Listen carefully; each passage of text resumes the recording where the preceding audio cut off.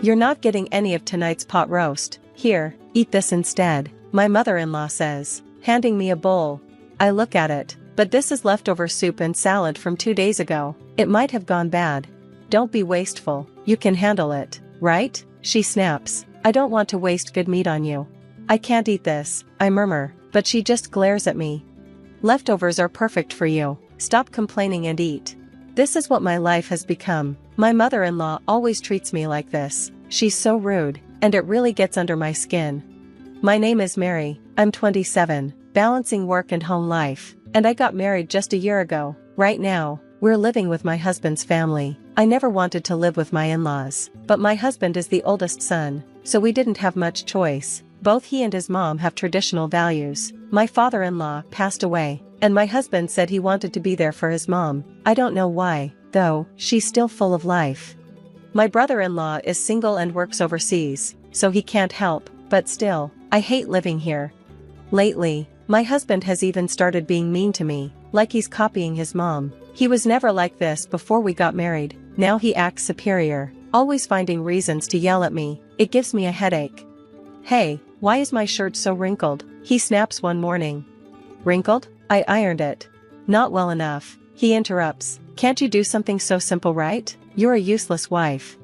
"That's not fair," I say quietly, hurt. "Are you talking back to me?" he sneers. "Your face is as wrinkled as this shirt. Seriously, you look older than you are. It's such a turn-off." I stand there, stunned, wondering what happened to the man I married. Before we got married, my husband used to call me adorable and treated me like a princess. Now, he insults my parents and laughs about it. I don't understand why he's become so cruel. I'm not wrinkled like he says. Ironically, he's the one who's starting to bald, and sometimes I catch myself wishing he'd just go completely bald one day. Our marriage is still new, but I'm already worried about the future. Sometimes, I even think about divorce. I feel exhausted every day. After work, I come home and do all the house chores, leaving me feeling like I'll collapse. My mother-in-law doesn't help at all. She just spends her day sitting in front of the TV, with crumbs all over the floor that I have to clean up. I wish she'd at least use a plate. One evening after dinner, my mother-in-law suddenly brought up an idea. "Hey, let's all go to a spa resort for the new year." "Oh, that sounds great," my husband replied enthusiastically. "I'll make the reservation first thing tomorrow." They both seemed so happy about it. Honestly, I didn't want to go anywhere with them, but I did love spa resorts. This one had recently been on TV, so despite everything, I was excited about going. After that, my mother-in-law mentioned something else. She looked at me and said, "We only have a small car, so I was hoping we could borrow your family's minivan. That way, we can bring plenty of luggage." I agreed to ask my dad. He has both a minivan and a small car. He usually drives the smaller car and uses the minivan for camping trips. When I called him, he was happy to lend it to us. With that, we prepared for the New Year trip. I was incredibly busy with year-end cleaning. As usual, while my mother-in-law barely moved from the sofa, she just laid there, watching TV all day. Finally, New Year's Day arrived, and I woke up excited for the trip, but when I looked at the alarm clock, I froze. It was already 8:30, I'd overslept, and my husband wasn't there. I checked the bathroom, but he wasn't there either. Where could he be? Where is everyone? Did they go somewhere without me? I checked my mother-in-law's room, but she wasn't there. Feeling uneasy, I rushed to the living room where I'd left my phone to charge overnight. There was a text notification from my mother-in-law. Her message read, "We're going to have fun. We never booked a place for you. You can spend a lonely New Year alone. It's fine if the bride doesn't come along." My heart sank. She'd planned all along to leave me behind and go on the trip with my husband. I felt a mix of sadness and anger. They'd even turned off my alarm so I'd oversleep, and now it made sense why she'd encouraged me to drink so much the night before. She wanted me to pass out. I regretted drinking that much, but at least they hadn't drugged me. Even though I was furious, I realized getting angry wouldn't change anything. I decided to make the best of my time alone. I thought about going to my parents' house, but they were away on a plane trip, so there was no point. Instead, I ordered pizza and spent New Year's alone. When my mother-in-law and husband returned from their trip, they looked so happy. "It was amazing, the best time ever. I want to go again, without you." "Of course, Mary," my mother-in-law said with a grin. Then she handed me a small package. "Here, this is your souvenir." I looked at it, wondering what it could possibly be. It's a stone I found lying around. It suits you perfectly.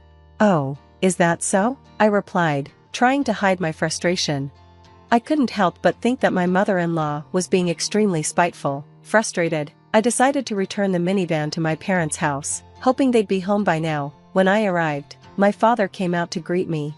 "Did you enjoy the spa resort? That famous spa should have been quite satisfying," he said. "I didn't go, because I'm the bride," I replied, a bit bitterly. My mother-in-law told me it was fine if the bride didn't come. I woke up, and they were already gone. "What?" he exclaimed. After that, my father began doing something I hadn't expected. He had me sit in the passenger seat of the minivan and started driving us back to my in-laws' house. As I glanced at him, I could see he was angry, and that surprised me. My father is usually so calm, but any dad would be upset if his daughter were treated that way. When we arrived, my father stormed into my in-laws' house holding something in his hand. My mother-in-law came out. "Oh, hello, and Happy New Year. Sorry for borrowing your minivan," she greeted us with a fake smile. "Happy New Year," my father replied. "Speaking of which, you left our daughter behind, didn't you?" "No, Mary said she had a fever and couldn't go, so we reluctantly had to leave her behind. I even offered to take care of her." My mother-in-law lied smoothly, a smirk on her face. She'd definitely never said anything like that, and I wasn't even sick. I couldn't believe she'd lie so openly. I started to wonder if something was wrong with her.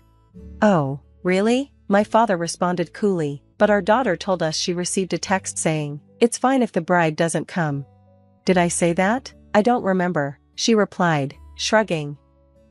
"Yes, you did. Look at this text," I said, showing her the message on my phone. Still, she insisted she was innocent, even after being shown the proof. I was honestly shocked at how shamelessly she could deny it. In a strange way, her persistence was almost impressive.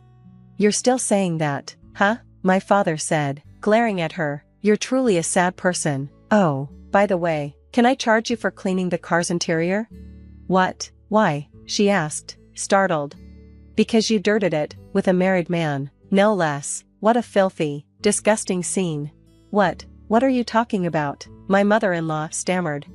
"This, right here," my father said, holding up a device, captured by this dual camera. What my father had in his hand was a dash cam. This model has dual cameras, so it records not only the outside of the car but also the inside. The benefit of recording the interior is that it can provide proof of safe driving. My mother-in-law, not knowing much about cars or car accessories, probably didn't realize this was a dual camera, but that still didn't explain what she was doing with a married man in the first place. I regretted watching the footage my father played back for us. There were images of my mother-in-law in an inappropriate posture with an unknown man. Even though my father-in-law is no longer with us, it's beyond outrageous to be doing something like that with a married man, and in the family car, no less. "This happened on the exact day you borrowed the car," my father said in disgust. "How shameful." Wait, this doesn't mean we were doing anything inappropriate. It's not perverted or anything." My mother-in-law was panicking, stumbling over her words as tears welled up in her eyes. She was on the verge of breaking down. I'll admit, I felt a bit of satisfaction watching her unravel. After all the times she tormented me, I couldn't bring myself to feel sympathy. She deserved this. She began making pathetic excuses, her explanations jumbled and incoherent as she tried desperately to defend herself. Then, suddenly, my father pulled another item from his pocket, a photograph. It showed my mother-in-law with the same man, engaged in an explicit act, in broad daylight, somewhere secluded. My father looked her in the eye. "You wouldn't have seen these, had you not been so cruel to my dear Mary." "Why do you have that picture?" "Because I'm a detective, remember?" my father replied. "Oh, do you recall now?" I'd been telling her all along that my father was a detective, which explained why he had such a photograph. Coincidentally, the wife of the married man in the picture had hired him to investigate an affair. "It turns out the wife of this man hired me to investigate her husband's affair," my father explained. "I was surprised to discover you were the other woman. I was going to inform her next week, but I didn't expect to have to show you this so soon." "Huh? No, I'm innocent. I was just forced into an unpleasant situation. I am not at fault. Please, don't tell his wife," she pleaded. "Oh, it was against your will, was it? You seem to be enjoying yourself. We also have video footage of you whispering sweet words to the man. Do you want to see it? I'm sorry," she stammered. My mother-in-law collapsed to her knees and burst into tears. I watched her pitiful display with a cold glare. Sensing the tension, my husband arrived. I'd run out of patience with him, too, and proposed a divorce. "I've had enough. I want to end this. Let's get divorced." "What?" he said, looking shocked. "I'll go crazy if I stay in this horrible family any longer, so I'm leaving." "Hold on, what will happen to our living expenses if you leave?" "Huh? What do you mean?" I was fired a while ago," he admitted. He dropped the bombshell that he'd lost his job at the end of the year. I was taken aback. He hadn't told me anything, knowing he'd been fired. He still decided to go on the spa resort trip. What a fool. I felt I had no choice but to divorce him. I took off my wedding ring and left it there. Desperately, he tried to stop me. "Wait, can't you forgive me for not taking you on the spa resort trip? It's not just about the trip. I don't want to be with you or your mother anymore. If you want to live with your mother that much, then go ahead, you mama's boy. Please, wait, don't go." I hired a lawyer and proceeded with the divorce. My ex-husband seems to be struggling with his finances now that I'm gone. I thought he should find a new job quickly, but since he was fired for theft, he'll likely struggle to find one. Apparently, his previous employer dismissed him because he was caught stealing. They decided they couldn't trust him and didn't want someone like that on their team. Unsurprisingly, the wife of my mother-in-law's lover demanded compensation for the affair. My mother-in-law ended up spending all the money left by my father-in-law to settle the payment. I haven't seen my ex-husband or ex-mother-in-law since, but I imagine they're living a difficult life. It doesn't matter to me anymore. Currently, I'm living alone and enjoying my work. I'm glad I decided not to have a child with my ex-husband. Now, I'm enjoying a peaceful life, and I'd be happy to find a new love if the opportunity arises. My plan is to make sure I choose wisely this time. Tiana is getting married. Come to the wedding. After moving out from Derek and Tiana's place, who had harassed me for 10 years, and living alone in my new home, I got a message from him for the first time in 5 years. As I was shocked and confused by the news, someone revealed to me a surprising fact. Hearing that, I was trembling with anger and decided to take revenge on Derek and Tiana. I will never forgive them. I'll make them pay. I started planning my revenge and immediately set about executing it. My name is Lindsay, 55 years old. I married Derek after meeting him through a marriage consulting agency. Soon, it will be 10 years since we became husband and wife. These 10 years have been like living in hell for me. Derek and I both had children from previous relationships. He had a daughter, and I had a son. At that time, I was 45 years old, working as an office worker at a factory, while visiting the marriage consulting agency. Derek was 35 years old, a company employee. His daughter, Tiana, was 15 years old and in the 8th grade when we remarried. My son, Frederick, was 25 years old and working as a professional. Frederick has a gentle nature and has been looking after me more than anyone else since his father passed away, supporting me by my side. He landed a job at a major brokerage firm, a 1-hour drive each way from our home. I thought it would be tough for him to commute every day and suggested he live on his own. However, Frederick stubbornly refused my suggestion. "If I leave home, what will you do, Mom? If something happens when you're alone, there won't be anyone around to help you." Since losing his father, Frederick has become very worried about me. Certainly, the loss of his father must have connected to a strong anxiety within him. I couldn't keep him tied to our home because of me. I had to start thinking about a new way of life and decided to look for a partner to remarry. That's how I met Derek. Having both been through similar struggles with stepchildren, we got along well. I thought we could support each other and live together, but reality was not so sweet. The first 6 months after marrying Derek, our relationship was good. Tiana was friendly and made an effort to build a relationship with me. Seeing their attitude, Frederick felt relieved, and starting with Tiana's promotion to the next grade, he began to consider living on his own. I was worried about what would happen to Mom, but both of them are good people, and I've been thinking maybe it's time for me to start living on my own. I can't stay at my parents' house forever, and I've got a girlfriend now. I want to make sure I give her and our time together the attention it deserves. Seeing Frederick's shy smile made me smile with surprise and joy. I think Frederick has been holding back on dating because of me. But if my marriage to Derek is pushing him to move forward, nothing could make me happier. He's sacrificed so much of his life for me. I just want him to be happy. I don't want him to feel any less because of me. With all my heart, I decided to support Frederick's independence. However, Derek was opposed to this. What? Frederick is starting to live on his own? That's out of the question. Who do you think is going to cover the rent, high heating bills, and living expenses now? I couldn't believe these words when I heard them because I thought Derek would agree. Derek was, in fact, relying on Frederick's money. Frederick had been contributing tens of thousands of dollars to our household expenses since it was just the two of us. I'm working and at an age where I should be living on my own, right? So, it's only natural that I contribute to the household expenses while I'm still living at home.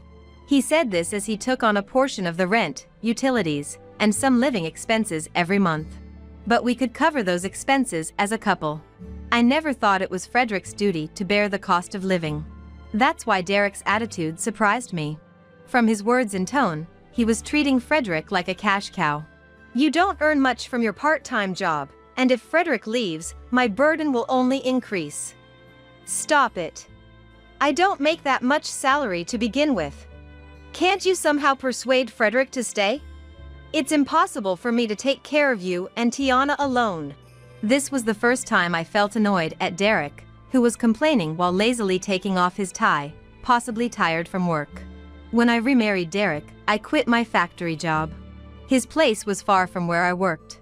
It wasn't possible to make Tiana, who was preparing for exams, do all the household chores, and I had to take on the primary role. So, I resigned from my full-time job upon marrying and joined a creative cuisine restaurant nearby as a part-time employee. Together, we could support Tiana and make a living. However, Derek complained about his increasing burden and was not willing to accept Frederick living on his own. Unable to bear it any longer, I cut off his complaints. Then, if I increase my work hours and earn more, you won't have any complaints, right? Keeping Frederick at home was never an option for me. It's unthinkable to have a young, working parent be burdened with taking care of me. Even if I were unable to work, I have no intention of becoming a mother who troubles her son. We should take care of our own affairs. If money is the issue, I'll earn it myself. Thinking this, I glared at Derek with determination, and he started to mock me with a sneer. It's fine if you want to earn more, but can you still manage the household chores as before? I'm working full-time, and Tiana is in high school. I won't forgive you if you start relying on us. We don't have any time for household chores. If you can perfectly manage both work and home and earn the money that Frederick was covering, I don't mind letting him move out. But, if you fail even once, I'll forcibly bring Frederick back. Got it? Derek's words felt like a threat, but I nodded without submitting to him. If I can manage, Frederick won't be burdened. Then, I should just do it. I couldn't stay silent after being provoked like that. My competitive nature made me take on Derek's challenge. And after Frederick left, I faced hellish days both physically and mentally. In addition to the living expenses Frederick used to pay, Tiana's advancement increased the household chores, like making sandwiches for lunch and washing uniforms for club activities. I thought Tiana would choose a literary club since she wanted to become a fashion designer, but she joined the volleyball team unexpectedly. Her food intake suddenly increased, the household chores more than doubled, and the burden kept growing. Hey, why does this fabric softener smell different? I told you, use this one for my clothes, and this one for the uniforms. Tiana became very particular after reaching the 9th grade. Becoming a regular in the volleyball team as a 9th grader, Tiana grew stricter and often took out her stress on me, making it a daily occurrence. I'm sorry. I'll be more careful next time. You're really useless. I think I preferred the other mom. She frequently brought up Derek's ex-wife, who had cheated and left, and was very critical about her lunches. Using frozen food would result in being yelled at, and at times, she refused to eat it altogether. Reaching my limit, I discussed this with Derek. However, Derek, as if waiting for this moment, began to threaten me with a smug smile, bringing Frederick into the conversation. "You haven't forgotten, have you? If you can't handle the household chores, I'll bring Frederick back. Tiana is a teenage girl. It's natural for her to develop strong preferences. Imagine if she gets ridiculed by her friends for having lunches full of frozen food. What if she stops going to school because of that? Can you take responsibility? She's working hard and has become a regular on her team. If your actions lead Tiana to drop out of school, I won't forgive you. But I have a job too, and a little help wouldn't hurt." No. If your job is an excuse for neglecting household chores, then bring Frederick back to cover the finances. If you reduce your workload, there won't be any problems, right? You made that promise, so stick to it. If you can't, then talk to Frederick about coming back. Period. Threatened with the prospect of Frederick being brought back for any issue, I found myself in a situation where I couldn't even think of enduring this life without someone to consult. I had reached my limit. I wished I could just disappear from this world.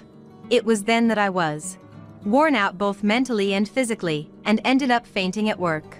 "It's great that you work hard, but she's clearly too pale. Everyone's worried. Is something going on at home? If the job is too much, just say so. We don't want you overworking. We can adjust your work hours as much as needed." After collapsing from exhaustion, I was allowed to rest in the break room at the office. While crying over my chosen path and feeling ashamed, the concerned owner, Jameson, approached me, and I couldn't help but sob. Hearing the commotion, other colleagues and staff came to check on me, concerned. Yet, I couldn't share my home situation with anyone. I was afraid of being judged. Frederick had left home, feeling secure because I had remarried. If I talked about what was happening, he might suggest divorce. Some might advise me to ask Frederick to come back. But doing that would mean burdening Frederick unnecessarily, taking away his freedom. I didn't want that. I didn't want to cause him any more trouble because of me. That's why I couldn't talk about Derek and the rest. I wanted to say it, but I couldn't. Living with this dilemma, I continued living like this for 10 years. Even after graduating high school, Tiana didn't leave home and went to a vocational school for fashion design. She studied there for 2 years and then got a job at an apparel maker. The harassment towards me continued, now including complaints about my clothes, hairstyle, and makeup. "Mom, you really have no taste in fashion. The outfit you wore to my entrance ceremony was especially bad." I got mocked by my friends later. "Considering you're the mother of a daughter aiming to be a fashion designer, can't you try to be a bit more stylish? That's why Dad doesn't see you as a woman anymore." Tiana mocked me, and those days of being ridiculed continued. Yet, I couldn't retaliate and only endured. After Frederick left, Derek never spent time as a couple, regardless of whether I managed the household expenses or perfected household chores. Life felt more like that of a housekeeper than a family member. As Tiana said, he hadn't treated me as a woman at all in these 10 years. "I've reached my limit. I hate this life. I want to escape right now." Having reached my limit, I begged Derek and Tiana for a separation. "Separation? Don't joke around. Who's going to do the household chores?" "Yeah, I'm busy with work, and Dad's too caught up with overtime to do chores. There's no way you can leave this house. I'm not a maid." My patience snapped at their selfish arguments, and I screamed hysterically. "For these 10 years, I've lived like a slave. I'm sick of it. I have my own life too. Tiana, you're 25, aren't you? How long do you plan to rely on your parents? Why not start managing your own life? A colleague's daughter said she's been independent and working for a major company since she was 20, and she does her own chores. What about you? You're 5 years older, yet still have your mother make sandwiches and leave the laundry and ironing to me. Aren't you embarrassed? When I was 20, I was working and managing my own affairs." Unleashing my pent-up frustrations, Tiana responded with a loud, "Huh? How dare you compare your daughter to someone else's child? You should be grateful you can take care of your precious daughter. To imply I'm at fault with the way you speak, I think that's wrong. That's right, Lindsay. Tiana is at a critical age, and she's busy with work. Supporting each other is what being a family is about. But you're just focused on yourself. Aren't you ashamed? Their rebuttals only fueled my anger. Do they even understand the meaning of their words? I looked at them with disdain for their unbelievable statements. Ashamed, you say? What about you? Aren't you embarrassed that your daughter has grown up to be such a lazy and worthless woman? It's because you've coddled her like this that she can't do anything. Derek seemed angered by my response, glaring at me with bloodshot eyes, ready to confront me. What did you say to your husband? Whatever, Dad. We're better off without this twisted, old-fashioned woman in our house. Just looking at her stresses me out. Hit with the truth, Tiana cut off Derek's words and sighed in exasperation. Realizing I was finally free from them, I smiled, relieved, and silently celebrated with a fist pump. Thus, I successfully moved out of Derek's house. I moved into an apartment near my workplace, introduced by Jameson, my boss. I had consulted with Jameson about my family situation beforehand, and he suggested I live in the apartment. It was owned by Dahlia, Jameson's wife, and her family, and they had a vacancy at the time. I hesitated for a moment because, honestly, living alone was daunting. Having someone nearby would be best. Jameson and his family offered protection against anything Derek and Tiana might say, allowing me to live there. Lindsay always contributes so much. We help each other out in times of need. If anything happens, just let us know, okay? You can use Jameson as your bodyguard. I agonized over telling them about my home situation. I worried about getting them involved in my troubles with Derek and Tiana, or being judged for my feelings towards Frederick. Amidst my fears and concerns, Dahlia was the one who alleviated them. We've both noticed how you've been working as if driven by something. There must be a reason for it, right? Neither Jameson nor I would ever trample on your feelings. I worry about you like family. So, if you're in trouble, don't hesitate to rely on us. I want to support you for a long time. Moved by Dahlia's kind and warm words, I couldn't hold back my tears anymore and shared everything I hadn't been able to say. After hearing my story, Dahlia hugged me, and Jameson crossed his arms with a stern look. If you're okay with it, I can talk to Derek for you, he offered. Dahlia said, you can always run away to our place. Taking care of my living situation. With their support, I successfully moved out. After leaving, I hardly responded to Derek and Tiana's attempts to contact me. They probably wanted to persuade me to return, but living with them again was the last thing I wanted. I explained the situation to Frederick, letting him know about the separation. If it came to divorce, I might get a share of the assets, possibly some of Derek's savings. However, he was very sensitive about money. Despite the separation, the agreement to pay for Derek's household expenses remained unchanged, and it was unlikely Derek would initiate a divorce. They thought everything was fine as long as I could live independently as before. But my plan didn't end there. 5 years later, Derek suddenly called. Feeling uneasy, I hesitated to answer at first. But, following someone's advice, I decided to respond. Tiana is getting married! Come to the wedding! I was surprised to hear over the phone that Tiana was having a shotgun marriage. Her partner owned several companies and was wealthy. They wanted to capture her in a beautiful wedding dress before her pregnancy showed too much, so they hastily arranged the wedding. The date was set for a week later. The wedding was to be a grand affair. Okay. Initially unsure about attending, Frederick happened to visit me, and he persuaded me through written notes to go. I'll explain the reason later. Reading his note, I informed Derek of my decision to attend. Derek, satisfied with my response, abruptly ended the call without hearing the rest. What's going on, Frederick? How did you know about Tiana's marriage? After making sure the call had ended, I turned to Frederick to press for details. Just minutes before Derek's call, Frederick had already informed me about the wedding. However, since leaving home, Frederick hadn't had any contact with Tiana or Derek. So, how did he know about Tiana's marriage before me? As I looked at him confused, Frederick began to speak seriously. "Mom, will you help me with what I'm about to do?" And so, I was shocked by what Frederick told me. On the wedding day, a week later, I was dressed up, waiting for Frederick's arrival at the venue. "Long time no see, but you still lack any charm, or how should I put it? You've really taken on the look of an old lady, in body and face." It wasn't Frederick who appeared, but Derek in a suit. He seemed to be showing off, wearing brand accessories he usually didn't, and his suit looked expensive, as if it was newly purchased.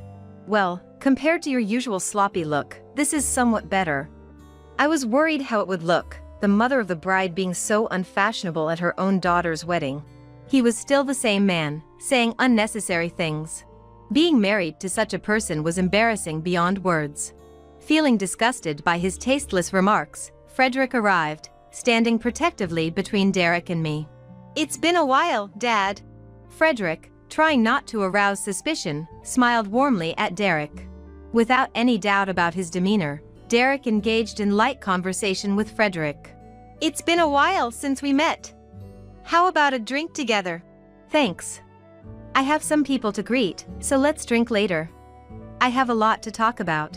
I didn't miss the sly smile on Frederick's face. Unaware of Frederick's expression, Derek led us into the venue. "Our seats are over there. Let's go." As we entered the venue and the ceremony was about to start, Derek urged me to sit down. However, for some reason, I headed towards the groom's side seats. Noticing this, Derek hastily grabbed my wrist to stop me. "Where do you think you're going? Our seats are over there. Don't embarrass me."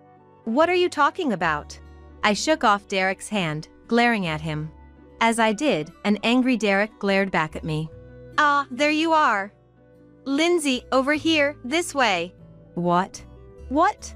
Surprisingly, Jameson and Dahlia, sitting on the bride's side, noticed me and called me over, pulling me away from Derek. Derek, unable to grasp the situation, stood agape in confusion. Tiana, who had been watching from the sidelines, also seemed surprised and hastily came over to my seat to explain the situation. That person is my mother, and I think she's supposed to sit on the bride's side." The appearance of Tiana in her wedding dress caused a stir in the venue. Everyone's gaze turned our way, wondering what had happened. "Lindsay is supposed to sit on the groom's side. After all, I was the one who invited her." Craig, the groom, who had been watching from the sidelines, emerged and dropped this surprising comment to Tiana. Confused, Tiana and Derek looked bewilderedly between Craig and Dahlia. The guests, also confused by the situation, exchanged puzzled looks, wondering what was going on. "How do you know Lindsay? And why is she on the groom's side? It's only natural you wouldn't know. The person you were planning to marry is my son, and Lindsay works at my company." "What? What?" Derek and Tiana were shocked by this unexpected turn of events. It turned out that Tiana's fiancé, Craig, was Jameson's son and the president of Frederick's workplace. After graduating from high school, Craig had left home, taught himself about stocks, and acquired the skills to run a company. Frederick admired Craig and joined his company. Initially unaware, I worked with Jameson's family, and it was revealed that Craig's childhood friend and Frederick's girlfriend, Jennifer, were the same person. Upon hearing Craig was getting married, Frederick contacted me after learning who the bride was. I then explained the situation to Jameson's family, leading to the current arrangement. When Frederick told me, I was shocked. To think Frederick's dear friend was marrying someone as vile as you. At that moment, murmurs spread, and people began whispering Tiana's misdeeds. Tiana started to retort but stopped, likely because Craig was there. She hastily covered her mouth, forcing a strained smile and speaking as politely as she could to me. "Mom, please stop making such bad jokes here. It makes everyone uneasy." "That's right, Lindsay. There's a time and place for everything." Derek attempted to retort with a forced smile, but Frederick stood protectively in front of me. Frederick looked down on Derek with a resolute stance, making Derek, who was intimidated by Frederick's height, step back. "Then, were the words you've always said to me considered appropriate?" As I signaled to a staff member, the lights in the venue dimmed, and a video started playing on the screen. The next moment, Derek and Tiana's faces drained of color as the venue buzzed.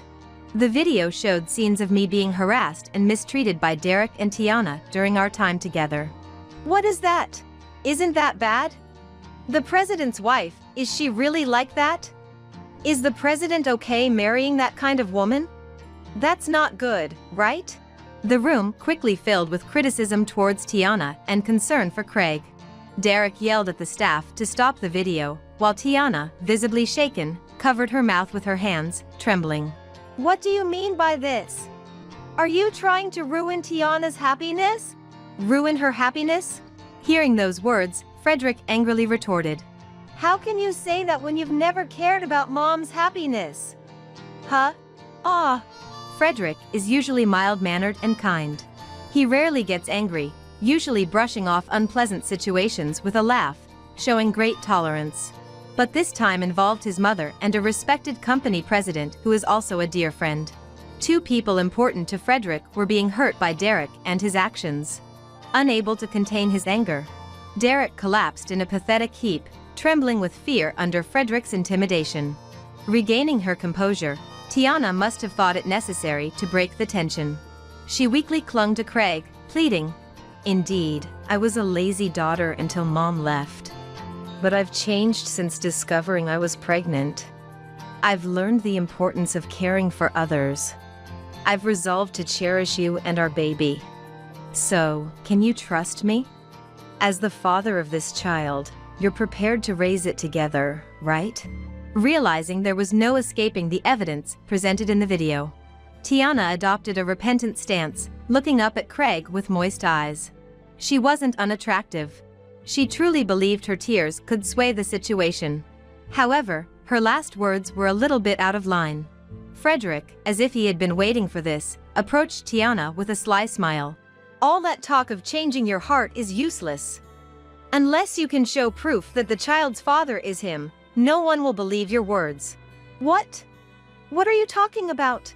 The tears in Tiana's eyes vanished instantly, replaced by a cold gaze directed at Frederick. Seeing this, Frederick loudly shared the situation, cornering Tiana. Well, you see, I heard from Craig about how you two met and the likely date you got pregnant. But there's something odd. Craig is sterile. What? The venue erupted in shock upon hearing this revelation. Tiana, caught off guard by Frederick's statement, was visibly shocked. I was surprised when Craig consulted me about his sterility. Could Craig, who hasn't undergone surgery or treatment, possibly father a child? We researched it thoroughly, but it just wasn't possible. Even after retesting, the results were the same. We figured you must be plotting something, and when we found out it was you, we couldn't help but laugh. You must have concocted a lie, aiming for the president's wealth, trying to deceive Craig. Caught in her scheme, Tiana panicked as everyone in the venue looked at her and Derek with disdain. By the way, we've also figured out who the father of your child is. Imagine having an affair with an employee of your own company. If it turns out you're pregnant with a married man's child, that's going to be quite the scandal. Turns out, I'm good friends with the executive vice president of your company. We even go out for drinks. He knows Craig and is here today. You thought you could trick him into marrying you by playing this game? Too bad, you should have done your homework better. That's why you got caught like this. Faced with an undeniable disadvantage, Tiana looked down in frustration, and Derek's face turned pale. There was no escaping this situation now. You really fooled me. That's not. I mean, any more excuses you make now will just make you look pathetic. I rebuked Tiana as she desperately tried to salvage the situation. Do you understand why Jameson and Craig went through with this wedding, despite knowing everything? What? No way! Hearing my words, Derek, unlike the confused Tiana, looked at me in shock, having guessed the truth. Yes. It was all to take revenge on you two for everything you've done, planned by me with everyone's help. What? Craig and Frederick had realized Tiana's lies early on. But Frederick pleaded with Craig not to cancel the wedding. Frederick knew. He knew about the terrible harassment I suffered from Derek, and that I could not divorce Derek because of him. He had acted knowing all this. I found it by accident when you were sleeping. The diary you started keeping the day I left. Frederick, who had come to my new home as a surprise, stumbled upon my diary and learned the whole story. He immediately worked hard to lessen my burden, even telling his girlfriend, Jennifer, about it, and convinced her to move in together. But when Craig consulted him about this matter, Frederick saw it as an opportunity for revenge. With Tiana's company's executive also present, his discovery of her downfall led him to glare at her and report to the president immediately. After hearing the details from Frederick, the man involved was subject to a company meeting. Tiana, once a candidate for the next section chief, would now face social sanctions due to this incident and her misconduct. Realizing everything, Derek and Tiana were utterly disheartened and collapsed on the spot. To them, I further stated, "This isn't the end of everything. The real hell starts now. Be prepared." Thus, I successfully exacted long-awaited revenge with Frederick, and Tiana's marriage completely fell apart. I thought the guests would be troubled, but they laughed, saying it was entertaining to watch, and no one blamed us for the incident. Following the event, Tiana could no longer stay at her company and was dismissed along with her affair partner. As for Derek, rumors spread, and he was despised by neighbors and colleagues alike. Unable to live decently, he was rumored to have fled the town. Seizing Derek's departure as an opportunity, I presented him with divorce demands. Knowing he would object, I hired a lawyer and submitted the video shown at the venue and other evidence confirming Tiana's harassment towards me. We took the case to divorce mediation and won the trial. I received $10,000 in compensation for the emotional distress suffered throughout the marriage. Thus, peace returned to my life. I continue to work at Jameson's company. Frederick offered to live together after this ordeal, but as much as I appreciated it, I declined. "You might start your own family, Frederick, and I have people who care about me like family around. So, I'll be fine. You focus on living your life, with Jennifer by your side, okay?" Smiling at Jennifer and Frederick, they shyly smiled back. I will keep working with Jameson, moving forward for my own happiness this time. Suddenly, the electricity bill skyrocketed. In a panic, we called the utility company, and the technician came over, looking puzzled. "Have you seen this wire before?" As my husband, Sam, and I rushed over, the technician carefully moved a plant nearby to make it easier for us to see. From an external outlet of our house, a strange wiring extended, heading towards the in-laws' house. "Do you know anything about this wiring?" Sam and I exchanged glances. We were probably thinking the same thing. "Hey, Sam. Could this be?" "Yeah, no doubt. This is why our electricity bill suddenly spiked." Sam then reached out to the outlet and quickly unplugged the wiring. The moment he did it, a high-pitched scream came from the direction of the in-laws' house. "Ah!" It must be Mael, Nicola. Then, some hysterical muttering was heard, and the voice came out of the door, heading our way. And there, Nicola burst out from the garden. "I am Mary, a 32-year-old housewife. My hobby is eating sweets. Every day, I gather information about sweets by asking friends or researching on my own. Sam, my kind husband, always accompanies me in this hobby. Sam and I, both the same age, have been together since college. I have always loved Sam for his kindness, unchanged from the moment we met. Incidentally, I also adored Tony and Nicola, Sam's parents who raised him. Many of my married friends struggle with their Maels. I've even heard stories that ended in divorce due to issues with the MIL. Fortunately, such problems were irrelevant to our family. Nicola, who shares my love for sweets, always delights in the treats I bring over, and my Fael, Tony, though a man of few words, always gives a sense of comfort with his constant smiles. Both of them are dear to me, and I like them so much. Tony and Nicola now live about a 30-minute drive away. Not too close, yet not too far, just the right distance. But sometimes, I think, would it be possible to live together with such a couple? Not that I want to live together. But, perhaps, it could work out well. I was fond of them to the point of entertaining such thoughts. However, the world isn't always so sweet, as I would later come to realize the truth. One day, I was baffled by the news Sam shared with me. What? Tony and Nicola?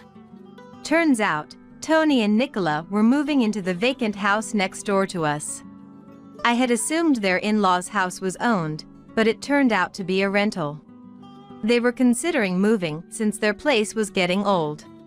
And when they found out the house next to ours was vacant, they set their sights on it.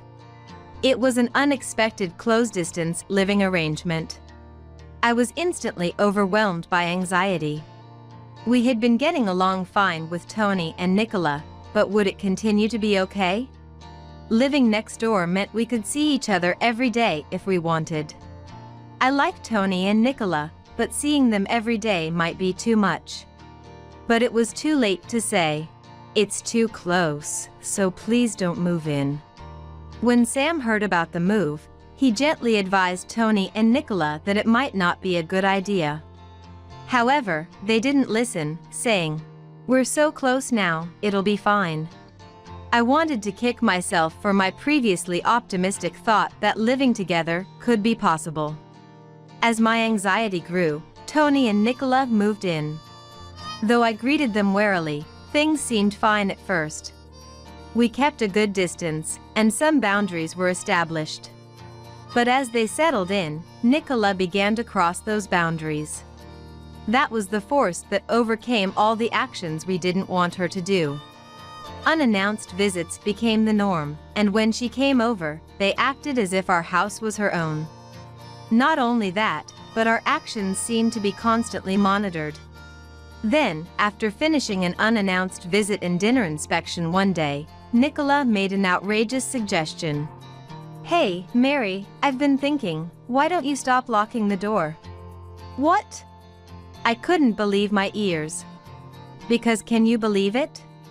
In this day and age, Nicola was suggesting we keep our house unlocked, making it accessible to anyone at any time. That's not reassuring at all. Of course, it's unwelcome. Ever since Nicola moved in, even the doorbell ringing startles me, and now there's the added possibility of Nicola slipping into our house unnoticed. Again, of course, that's unwelcome. Given how dangerous things are these days, I guess not locking the door does feel a bit scary, I said with a smile, trying not to offend, but Nicola frowned. Oh, Mary, you worry too much. But it's okay. Once we get to know the neighbors better, I'll make sure they look out for us. Until then, well, Tony and I are around. We'll be popping by often," she said, her words coming from a place of goodwill, which I appreciated. That's why I couldn't say that her frequent visits were becoming a burden. But there's only so much one can take. Last week, Nicola came over every day for 7 days. I end up having tea with Nicola at our house every day. It's no wonder frustrations arise when we're together so much. I've really come to understand that maintaining distance is crucial in the relationship between a mother-in-law and her son's wife. Nicola has been doing as she pleases, leaving unwanted plants in our yard or planting flowers without asking me. If it were once in a few months, I could tolerate it, but daily is a different story. Regarding the locking of the doors, Nicola has brought it up several times since. I've managed to convince her by emphasizing security consciousness. But then, Nicola started asking for a spare key. That's something I'll have to get Sam to refuse. There's no way I can give such a terrifying item to Nicola as she is now. Though Nicola can be difficult, I hadn't come to dislike her yet. Her meddling comes from a place of kindness. I felt more guilt about rejecting her than anything. But over time, my feelings started to change. Whether it's me who has changed, Nicola, or both, I can't say. But I began to feel discomfort and irritation at Nicola's remarks. It was a few months after Nicola and her family moved in. By then, Nicola's visits after lunch had become a routine part of our household. As for Tony, when I asked what he was up to, it seems he's usually out walking or shopping by himself. I suggested, "You could go with him." But she declined, saying, "Walking tires me out." Lately, Nicola has turned into a rather spiteful mother-in-law. When I make tea, she used to simply thank me, but now she always has a complaint: it's lukewarm or it's too weak. Whenever she opens her mouth, it's either gossip or criticism. Being with Nicola makes me feel negative. Yet, I can't just refuse her, so I nod along and force a smile. It's terrible, isn't it? The grass in their yard has been left to grow wild. I'm almost tempted to cut it myself. Nicola was passionately discussing a neighbor's neglected garden today. Then I called out to them. "Oh." She stopped talking suddenly, so I instinctively followed her gaze, which had turned towards the bookshelf. Perhaps she found a book that interested her. It would be nice if we could read together in silence. "Did you find a book that interests you?" I was about to stand up and head to the bookshelf when Nicola reached for something not on the bookshelf but on the shelf next to it. "Nicola! That's not okay!" I saw what she had taken and reached out hastily. But Nicola opened it with an unaffected expression. "Oh my! Just look at this, Mary. Didn't we overspend last month? Look at this electricity bill. It's twice what we pay at our house." Nicola was looking over our household budget book as if it were a gossip magazine. "Please stop! Give it back!" I said, snatching it away, and Nicola laughed. "No need to panic. It's just that, Mary, you seem a bit bad at saving, aren't you? Poor Sam, having a wife who can't save money. You should try a little harder, okay?" I could feel my face getting hot. The cover and spine clearly labeled it as a household budget book. Yet, the audacity to open someone else's budget book was unbelievable. And sweets, too. I love sweets as well, so I understand, but a wife who can't save shouldn't be entitled to sweets, should she? Nicola went on to criticize me for spending too much on groceries and unbelievable electricity bills. Then bragged about how good she is at saving. After a while, she seemed satisfied and left. After Nicola's departure, I was so frustrated that I couldn't stop crying. The stress might have been building up. I just can't take it anymore. I cried until Sam came home. "Mom's words don't have to bother you. I know it's hard. I'm really sorry. I'll tell her not to come over anymore." "Thanks, I appreciate it." After being comforted by Sam, I felt a bit better and decided to discuss something else. It was about the electricity bill. Just like Nicola pointed out, it was high. There hadn't been any changes, yet the bill had suddenly spiked these past few months. I was concerned, but dealing with Nicola had distracted me. Sam looked at the electricity bill and frowned. "This is definitely strange." "Yeah, isn't it? The next bill is coming soon, right? If it's still odd, we should contact the power company." A few days later, a bill arrived for over $1,300, more than double the usual. We hurriedly decided to have the power company come and check. The power company employee thoroughly inspected everything. Then, we were called over to see something peculiar.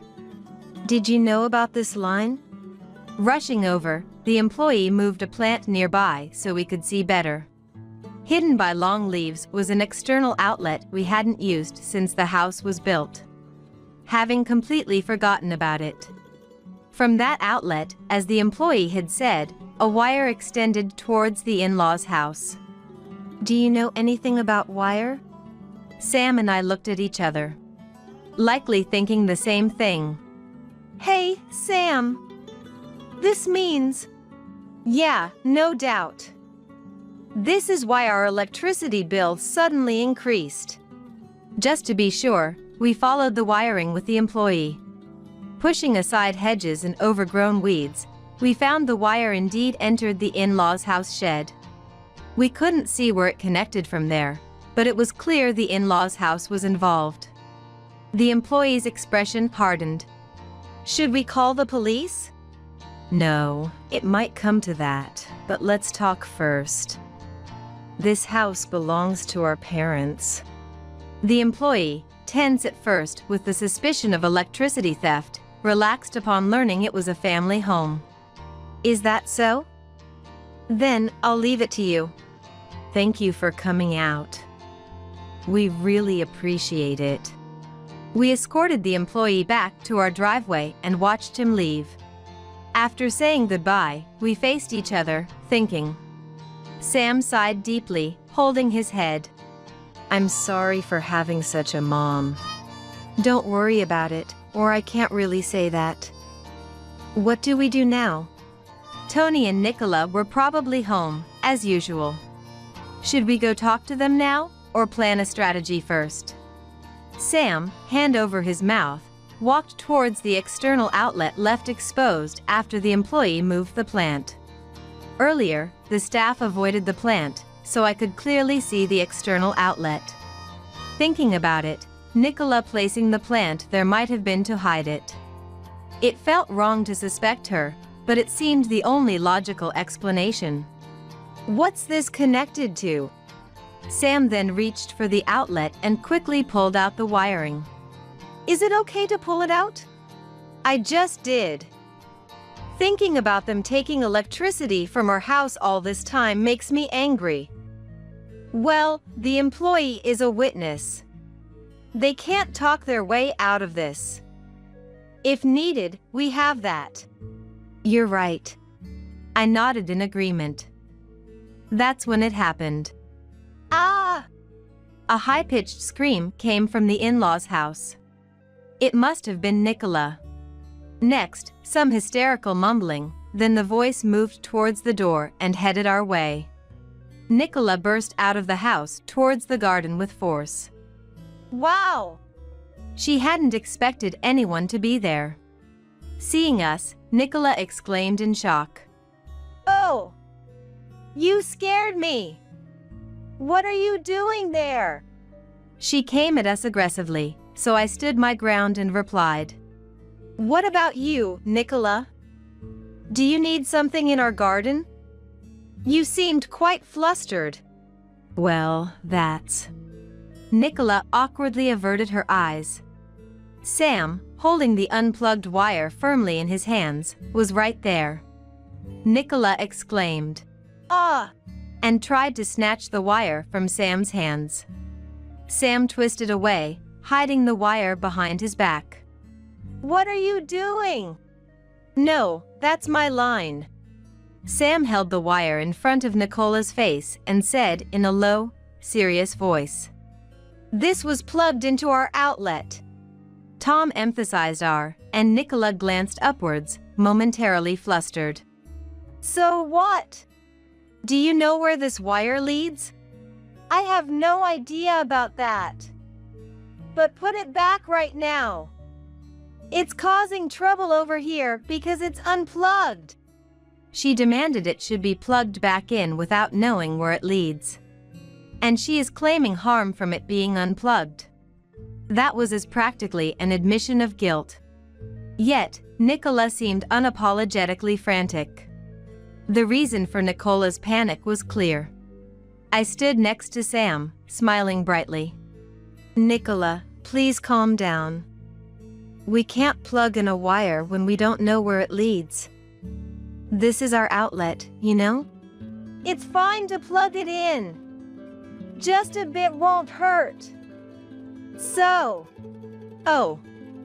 Nicola, you've always told me not to waste electricity, even a little, and that Sam is unfortunate to have a wife who can't even save on electricity. You said that, didn't you? Well, that's... Nicola was restless. It's too late. She murmured softly. almost panicking. What time is it now? It's 9:57 a.m. It's no use now. With that, Nicola ran off, stumbling as she went. Sam was puzzled by Nicola's bizarre behavior, but I knew the reason. I whispered to Sam, "What? So that's what it was. Maybe if we wait at home, they'll come by eventually?" Sounds like it. Sam threw the wire down, and we headed back inside.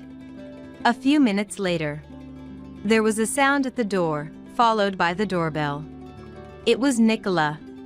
I unlocked the door and opened it. "Hello, Nicola. About earlier." "Shut up! Move!" As soon as the door opened, Nicola pushed past me, clicking her tongue as she entered. She was visibly in a bad mood. Stomping through the house like a monster, she plopped down on the sofa.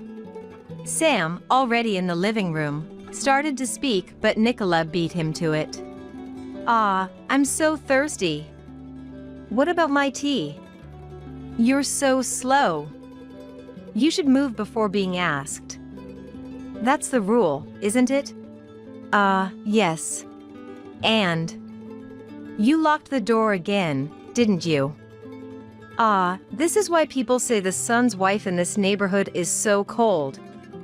As if there's anything in this house worth stealing. Pretending to be all high and mighty is just annoying. Huh? Nicola continued to complain. I can't stand it anymore. I grabbed a half-empty plastic bottle nearby and slammed it on the table in front of Nicola. She froze, eyes wide. Mary! Here, water for you. And you mentioned there's nothing to steal, but unfortunately, there are greedy and dirty people out there. Like someone who would steal electricity, for example." Nicola's face showed turmoil. I sat down next to Nicola. Despite being right beside her, Nicola wouldn't even look at me. She looked down, her face turning pale. "What's wrong, Mary? You're completely different." "Oh, Nicola. There's only so much I can take. Did you think I was some kind of saint?" I tried to lighten the mood with a joke, but Nicola looked as if she had encountered a demon rather than a deity. Nicola looked at Sam for help, but he just shook his head silently. Nicola had no allies, with an angry daughter-in-law beside her and Sam. As there was no one inclined to help nearby, Nicola's next move was predictable. "I'm sorry. I just remembered something. I have to go now." "You're not going anywhere." I pressed down on Nicola's shoulder as she tried to stand up from the sofa. Nicola's rear sank back into the sofa. "Mary! Really today? You were the one who said you were thirsty, weren't you, Nicola? Surely you're not saying you can't drink my water? After making such a fuss, that wouldn't make sense, would it?" Nicola, with tears in her eyes, reached for the plastic bottle but was stopped by Sam. Nicola looked relieved, but I didn't actually want to make her drink the leftover water. The real issue was yet to be addressed. "When did you start stealing our electricity?" "Stealing? What an awful thing to say! But the fact is, the wiring plugged into our outlet was leading to your house, wasn't it?" Nicola tried to speak several times, searching for an excuse, but couldn't find any that would work. There was no way to talk her way out of this situation. All that was left was for Nicola to admit and apologize. I thought that was going to happen, but it seemed luck smiled on Nicola for a moment. The doorbell rang, and when I checked, Tony was there.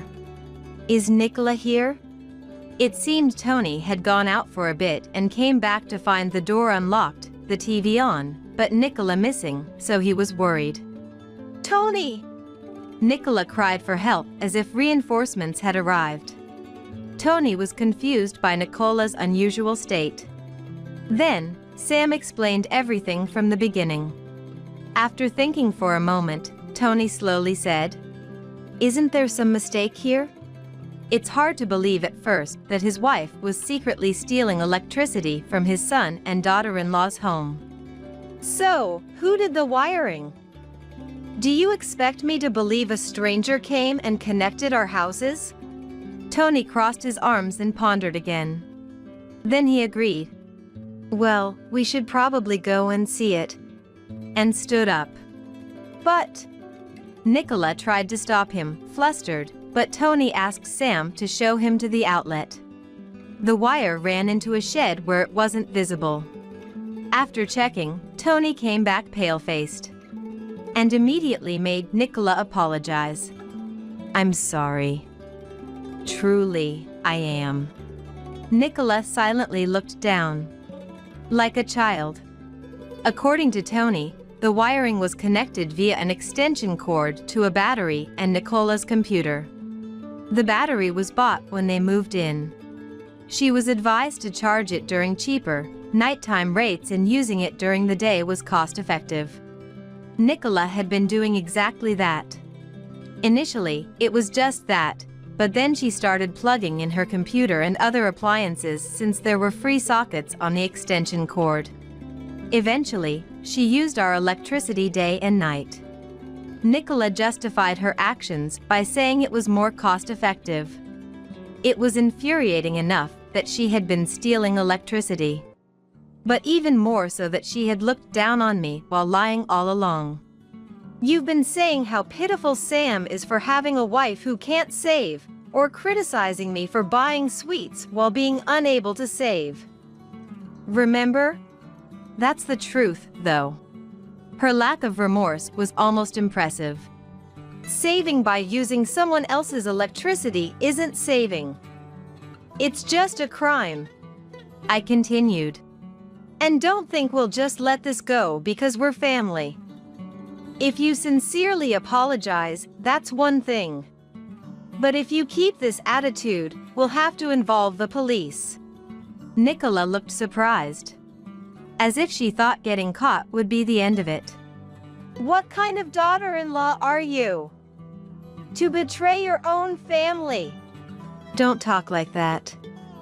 We just want you to make amends because we are family.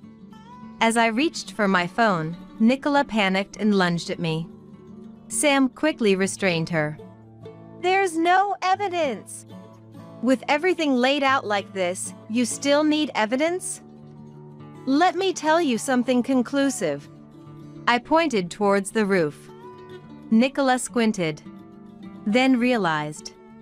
Yes, our house is equipped with security cameras, which happened to cover the area around the outlet. Nicola murmured a small, "Ah." Is this enough for you? And one more thing. There's more? The reason you were in such a hurry today was because of the release of limited edition sweets, wasn't it? No way. I smiled. Yes. I had a friend get them for me, so I managed to secure them. If you hadn't been busy stealing electricity, you might have been able to get them on your computer, too. Too bad.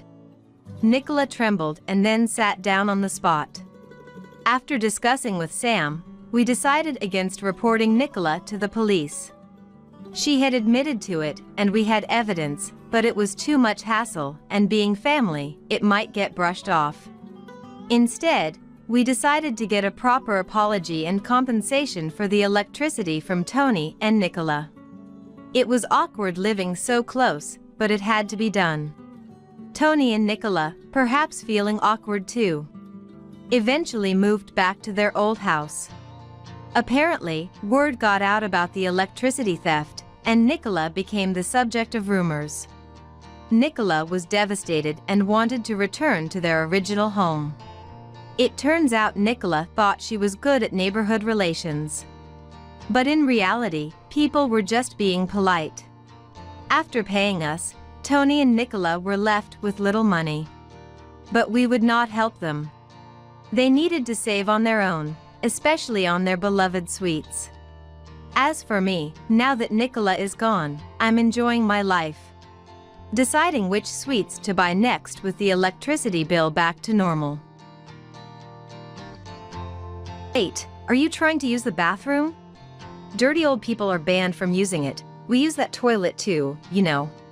If you guys use it, our brand new toilet will get dirty immediately, won't it? Sorry, but you'll have to make do with peeing in the bushes outside. Oh, and don't do it in the garden, okay? If you dirty our precious home even a little, I'll never forgive you. Both we were taken aback by Emily and Wilson's words. A bathroom ban? That's just unthinkable. No matter how much they dislike us, such behavior is inexcusable. We have endured harsh words from our son and his wife before. As we're the kind of people who dislike fights, we've always quietly accepted their treatment. But now, we've reached our limit. We need to make it clear what happens when they make enemies of us. I started plotting a scenario for revenge. I'm sure this plan will work.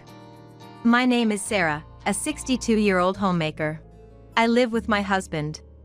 I met Johnson, my husband, at the company where we used to work. After Johnson's persistent pursuit, we started dating and smoothly transitioned into marriage. I was blessed with a son with Johnson. A lively boy. We named him Wilson and raised him with care. Wilson grew up healthily and eventually found a job. He married a woman named Emily and built a family. I remember the feeling genuinely happy when he first introduced Emily to us. But that happiness didn't last long. Everything went awry when I realized why she had married him. After marriage, they lived with us. One day, Wilson and Johnson were out, and only Emily and I were at home. At first, we were chatting amicably in the living room, but then Emily's mobile phone rang. It seemed she received a call. "Sorry, Sarah, it looks like it's from a friend." With that, she excused herself and went back to her room. Left alone in the living room, I decided to clean the house to pass the time.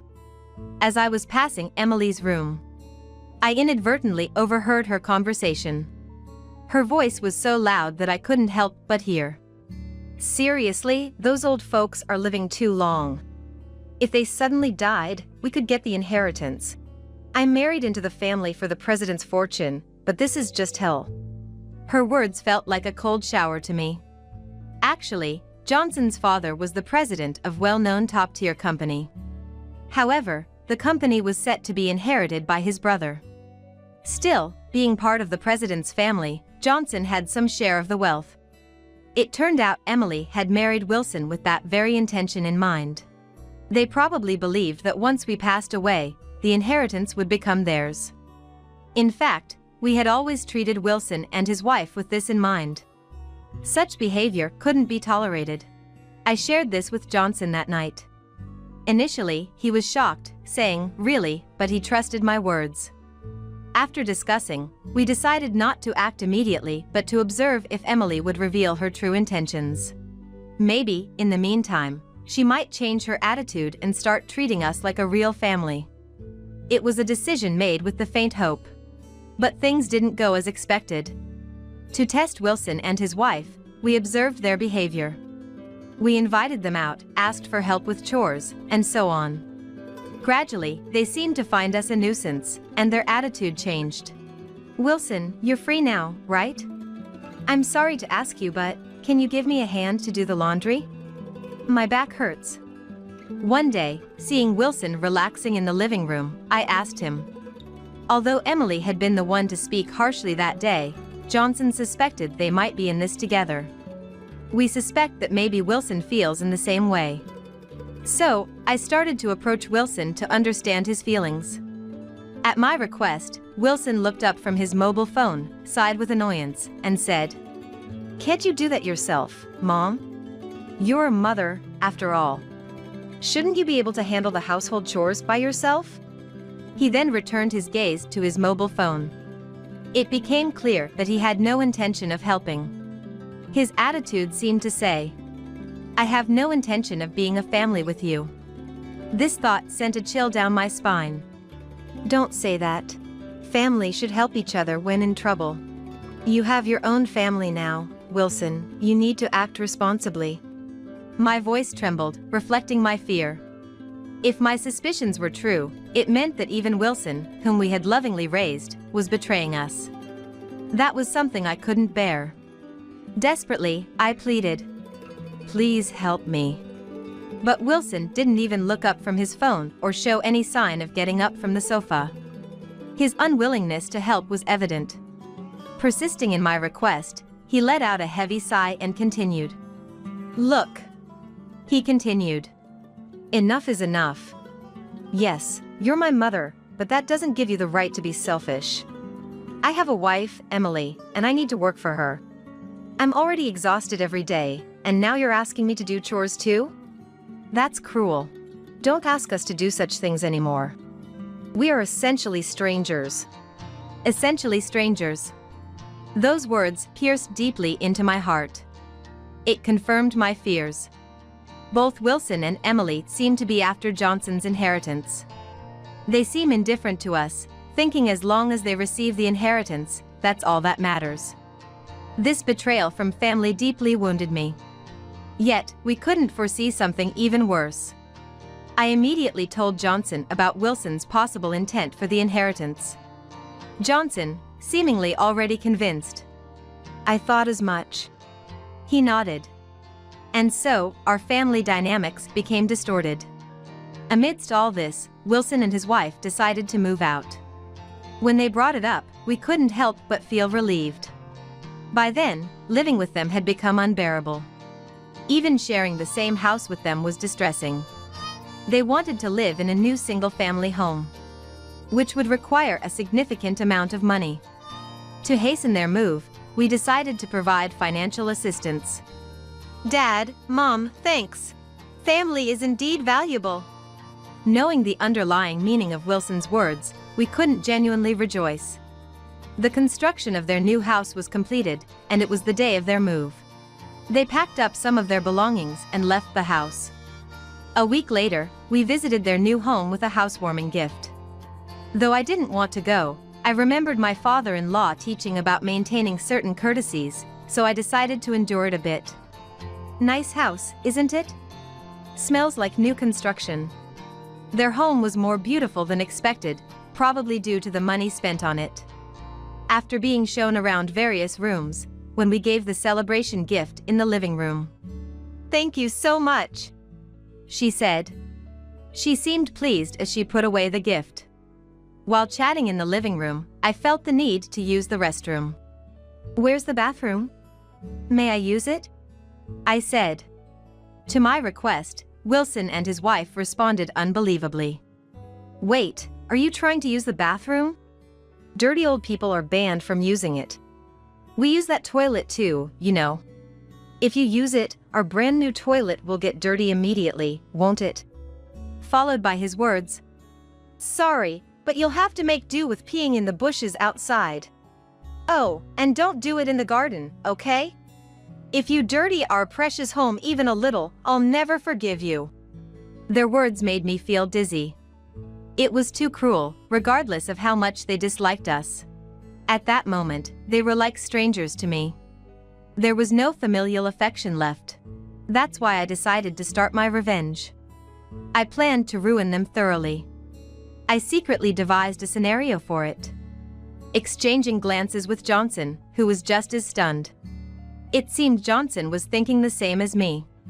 "We don't want to be a nuisance, and since we've given the housewarming gift, maybe we should leave if we're not wanted." There was no reason to stay in their house any longer. We had fulfilled our duty by giving a housewarming gift. If they were going to be that terrible to us, we didn't need to stay. Right. Our presence here only seems to bother them. It's better to leave now. I had anticipated being unwelcome, but to be told things like being banned from using the toilet or to go in the bushes was too much. "Yeah, leave right now. Don't want this house getting old and musty because of some old people. Don't stay any longer than necessary." Old people making the house musty? That's just absurd. Realizing how much my own son despised us was a bit of a shock. But I couldn't see Wilson as my son anymore. I'd deal with these conflicting feelings later. For now, the priority was to leave. And don't come over unless absolutely necessary. We've got your gift, so you're of no use to us now. Maybe see you at the baby shower, but that's it. Even though she demanded us to leave right away, she still wants a gift. What greedy people. Though giving them gifts was burdensome, we were fortunately not short on money. So, to keep the peace and calm myself, I accepted it. Then let's sever ties. If you despise us so much, it must be hard to continue as a family, right?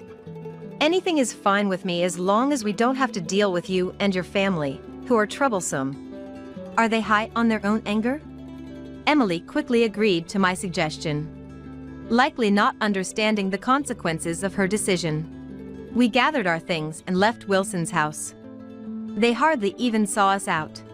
But this was just the beginning of our revenge. I couldn't wait to see them fall into the hell we were about to create. I can't help but look forward to that moment.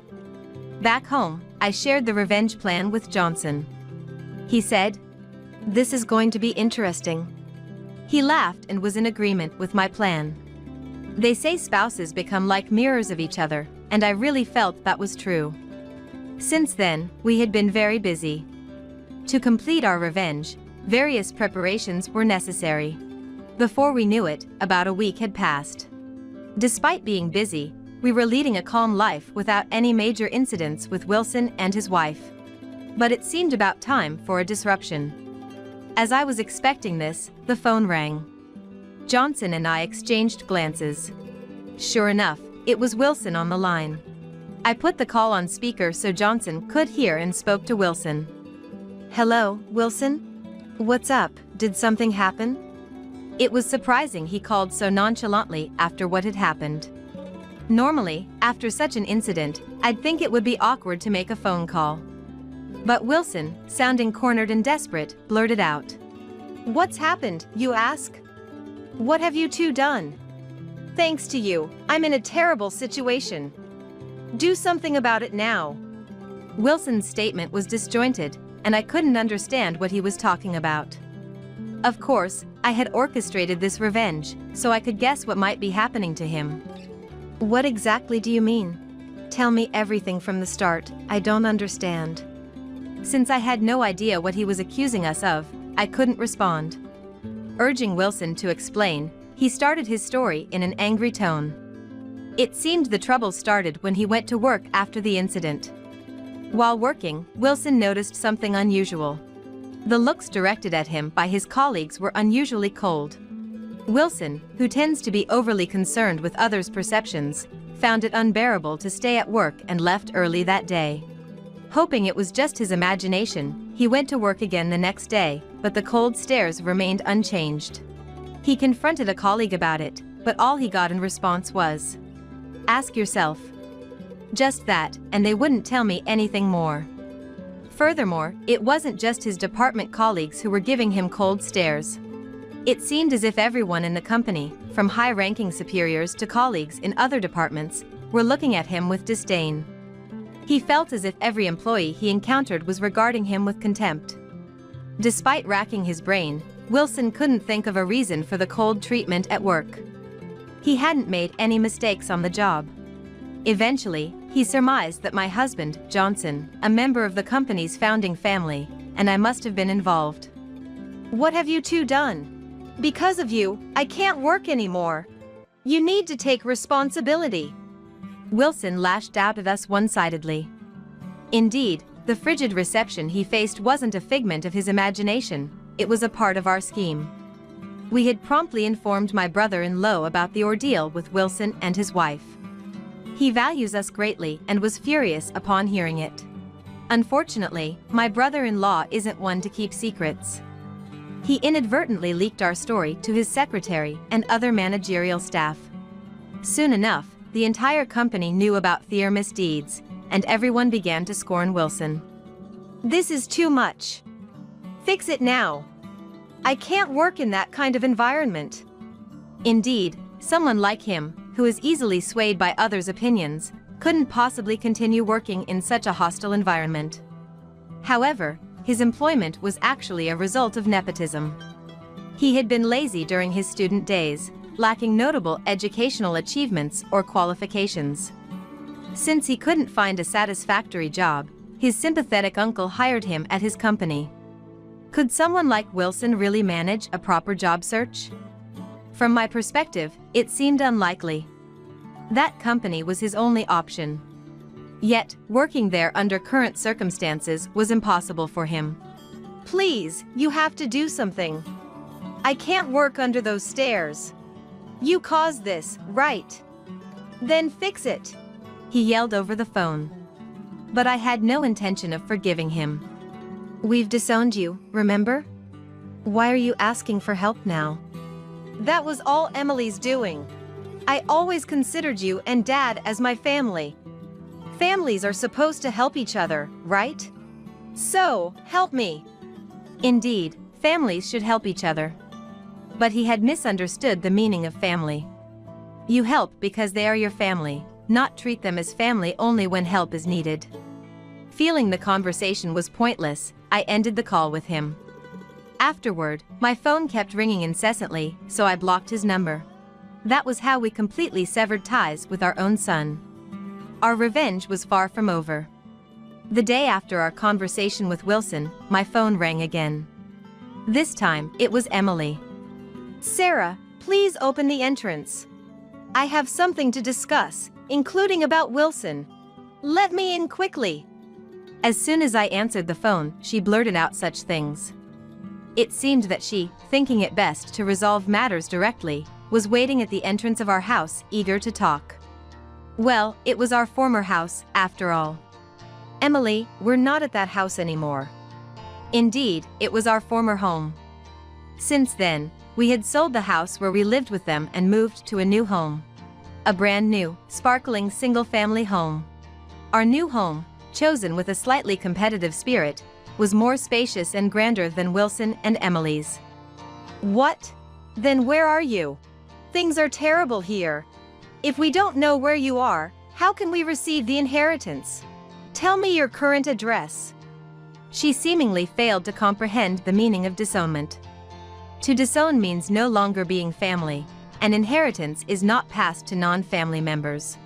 We had even updated our will to ensure that, come what may, Wilson and his wife would not receive any inheritance. However, she appeared to misunderstand, thinking that if some family connection remained, they could still inherit. Emily, you can no longer receive any inheritance. We've disowned you, remember? We're no longer family. Why would we give an inheritance to someone who's not family? I was astonished at her lack of understanding. Her ignorance was so profound that it was almost laughable. Surprised by my response, she exclaimed. What? She exclaimed in a loud voice. What? I didn't know that. That's a real problem if we can't get the inheritance. Let's forget about the disownment, okay? We're still family, right? Her self-centeredness was astounding. It was baffling how someone could be so obsessed with money. Her illogical and selfish statements left me speechless. Misinterpreting my silence as agreement, she continued. How about we live together? You've moved out of this house, right? I just realized how lonely it is without you, Sarah. Our house is big, so you can live here too. Let's live together as a family. And yet, this was the same person who had once called us dirty old people and drove us out. Now she was even suggesting living together, clearly all for the sake of inheritance. It was obvious that restarting life with them was out of the question. I wondered if she even understood that. Could she really not understand even that? Sorry, but we'll have to decline. And from now on, please don't contact us. We've disowned you, so we're no longer family. And non-family members won't inherit anything. Please understand and give up. No! That's unacceptable! Please, Sarah, forgive us! When I firmly declared our disownment, Emily seemed to finally grasp its meaning and desperately clung to any hope. But my decision was final. And likely Johnson's as well. Therefore, I ended the call with her and immediately blocked her number. This way, she couldn't contact us again. They wouldn't know our current whereabouts. Essentially, we've completed our disownment.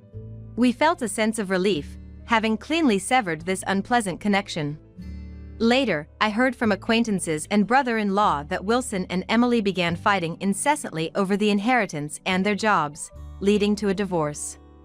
They argued bitterly over alimony and property division, even hiring lawyers and taking their disputes to court. After the divorce was finalized, Emily returned to her parents' home. She seemed certain that her biological parents would accept her, but when they actually saw her and learned of the situation, they were furious. Apparently, she was promptly kicked out of the house. Wilson, having quit his job, struggled to find new employment and is now working tirelessly in part-time roles to make ends meet. Meanwhile, Johnson and I are enjoying a peaceful and happy life. The weight of the Wilson affair lifted, we've found newfound freedom. We're planning to go on a trip soon, taking brother-in-law and his wife along. Johnson and I have been making plans for this trip together. It's our way of thanking him for his help in our revenge. We are carefully planning this vacation. Family is about supporting each other and helping in times of need. But that doesn't always mean being related by blood. Some, like Wilson and Emily, disregard even their own family. This incident has deeply ingrained that lesson in us. Hey, cruel wife. How many times do I have to tell you? The fork. There's no fork. Are you telling me to eat lunch with my hands? What a ridiculous, cruel wife.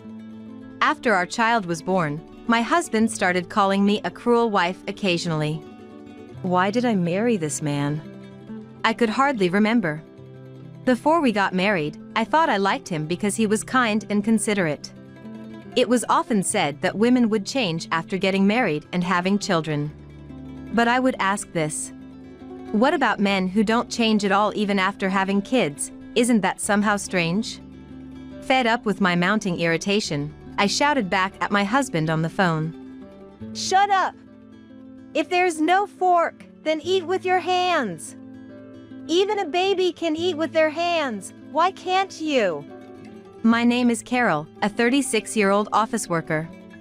By the way, I am currently on parental leave. Though in a different department, my husband Kent was a colleague at the same company. Kent, a responsible and respected manager, was our team leader.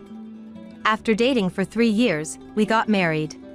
We were both busy with work, but we spent our days off together and had a reasonably happy life. However, I began to have certain troubles as I got older. When will you guys let me see my grandchild? These were the words of Louis, who is Kent's dad, as my father-in-law. Every time he looked at me and said this, I get sick to my stomach. I don't like Louis, or rather I hate him. He's arrogant and acts so pompous. Louis was a department head in a fairly large company. He may be a man in positions of authority, but I always think that it just at work and doesn't apply at home. I often saw him scolding mother-in-law Deanna. When I told Kent, he said, "My parents have always been like that. They haven't divorced, so it must be working out, right?" He talked about it as if it was none of his business, which made me wonder if this was really okay. We got married when I was 28, but we didn't have children for a while. About 2 years into our marriage, we started to think it might be difficult to conceive naturally, so we went to the hospital together. The test results revealed there was something wrong with Kent. What? You mean I'm the cause? Really? Kent couldn't believe what the doctor said. Even after getting a second opinion at 2 other hospitals, the results were the same. All I could do was to try to cheer up the disheartened Kent, saying, "The doctor said there's still a chance. I'll do my best too." Looking back, maybe Kent didn't even like these words from me. After that, we started treatment, which was quite tough. Not only was it physically tough, but it was also mentally taxing. Every time I passed a pregnant woman with a big belly at the OBGYN, I kept thinking, why can't I have a baby? Every time I saw Louis during this time, he asked repeatedly, "Hasn't my grandchild been born yet?" Deanna was always kind to me, encouraging me not to worry. "Dad is such a problem. I've explained to him that I'm the cause, but..." Ken said in disgust. The treatment was hard, but back then, I hadn't even considered divorcing Kent. Then, when I was 35, I finally conceived our long-awaited baby. Even Lewis was pleased, saying, "Really?" I was starting to give up hope, but now I'll finally be a granddad. His words were excessive, but he seemed happy. Deanna also told me to take care of myself. What surprised us even more was that I was expecting twins.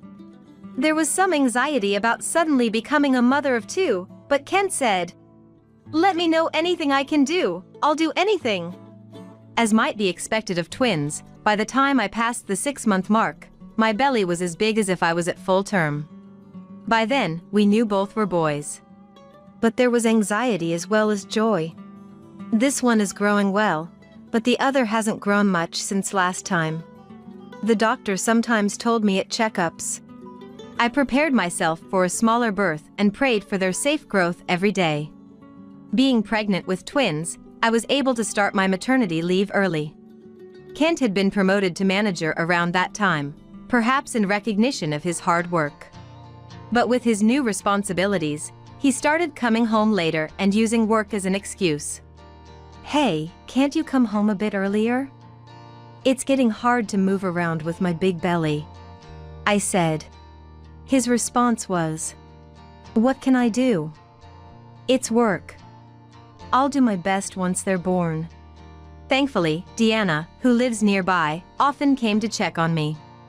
I always thought Deanna was a quiet person, but she talked a lot when it was just the two of us.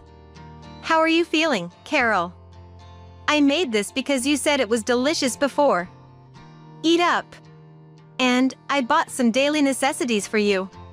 Deanna, you're really a godsend." Thanks to Deanna, I could lead a calm life during my pregnancy. I'm truly grateful even now. Later, I gave birth to fraternal twin boys via C-section. My eldest son, Rui, was 5 pounds, and my second son, Ray, was 4.5 pounds. Kent and I had already decided on their names together. I was discharged from the hospital after about a week, but the boys couldn't come home due to their low weight. On the day of my discharge, Kent came to pick me up. I was depressed, but he said, "Think of it as a chance to rest for a while.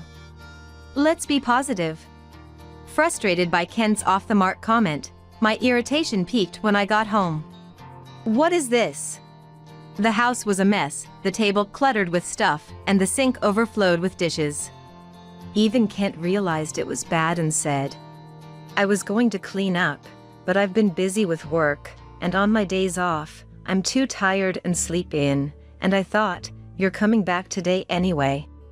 Realizing he expected me to clean up made me more sad than angry. "Kent, didn't you say you'd step up once the kids were born?" "Of course, I'll help with anything I can." "But the kids are still in the hospital, so I thought it's okay to start helping once they're back," he said with a careless laugh. I just told him to look up how to care for someone postpartum and locked myself in the bedroom. A few minutes later, he quietly opened the door. "Sorry, Carol. I looked up how to care for someone after giving birth. You're right, I shouldn't make you strain yourself. Rest easy today. Starting tomorrow, you'll just do as much as you can." With a smug face, he left the room. What does he mean by starting tomorrow, you'll just do as much as you can?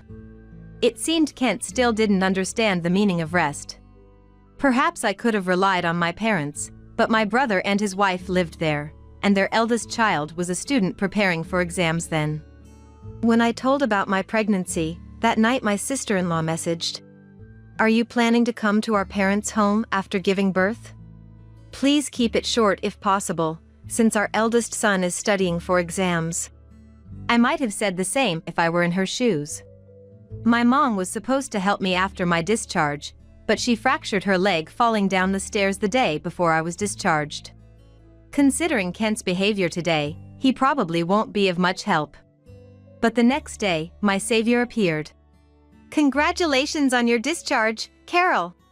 When Kent told me you needed help, I wondered what happened. Rely on me for anything," she said. To me, Deanna seemed like a goddess. Since I needed to breastfeed, Deanna drove me to the hospital every day. Once I asked Kent to deliver pumped breast milk to the hospital because of feeling unwell, he said, "Me? Impossible, I'll be late for work. I'll tell Mom." And left for work quickly.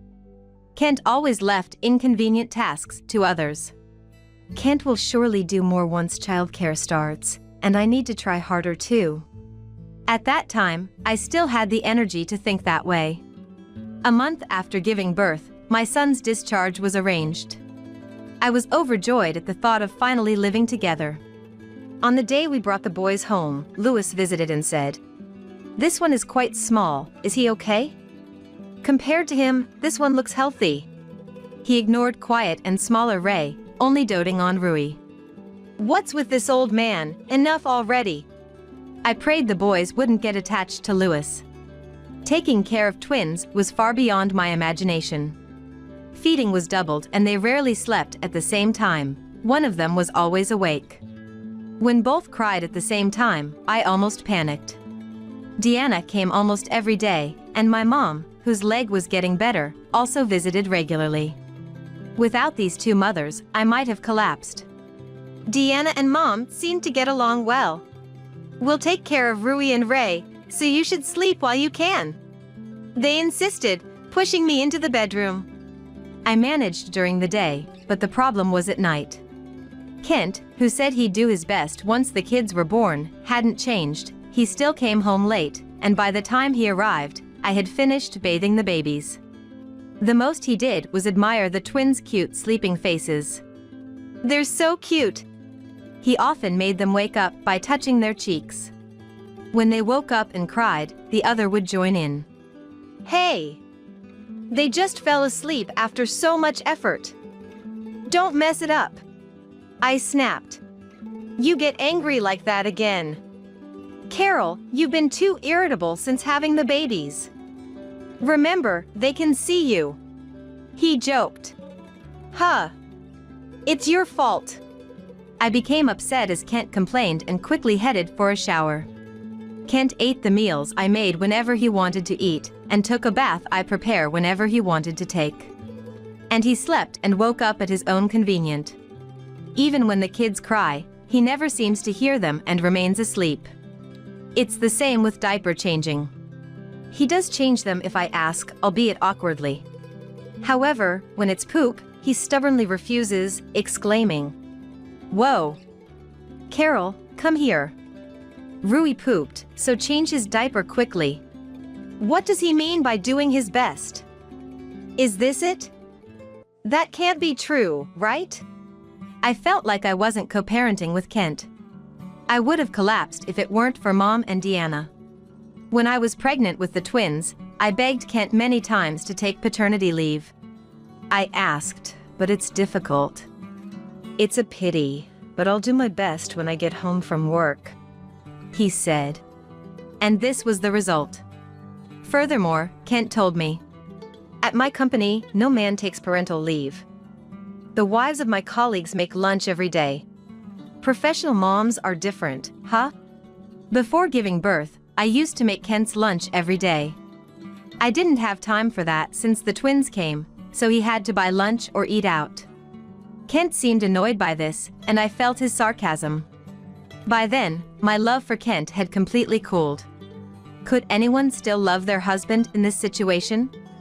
Maybe it's time for a divorce. He hardly contributes to household chores, just complains.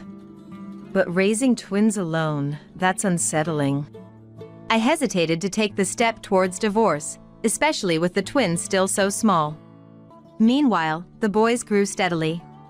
Rui remained a bit smaller but eagerly drank both formula and breast milk. By 6 months, they could almost grow to average size. We started weaning. I learned recipes from Mom and Deanna, read books, and tried many things myself. Despite being twins, their food preferences were different, which was fun. Looking at the mushy baby food, Kent said, "Wow, how can they eat this? Looks disgusting." While saying that and feeding our son, I intervened. "Enough. I'll take over." To which he replied, Why can you only talk to me like that? I'm doing my best in my own way. Carol, you like a cruel wife. Be a little nicer to me, I feel suffocated. His words brought tears to my eyes. Is it my fault? I'm trying hard, aren't I? That night, I thought to myself, maybe I had been too harsh on Kent. I felt a little remorse. To apologize, I made lunch for Ken the next day for the first time in a long time. Kent seemed happy and a little embarrassed.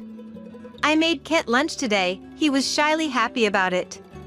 I told Deanna, who was at my house, and she responded, thanks for doing that for Kent, but you should let him buy his own lunch.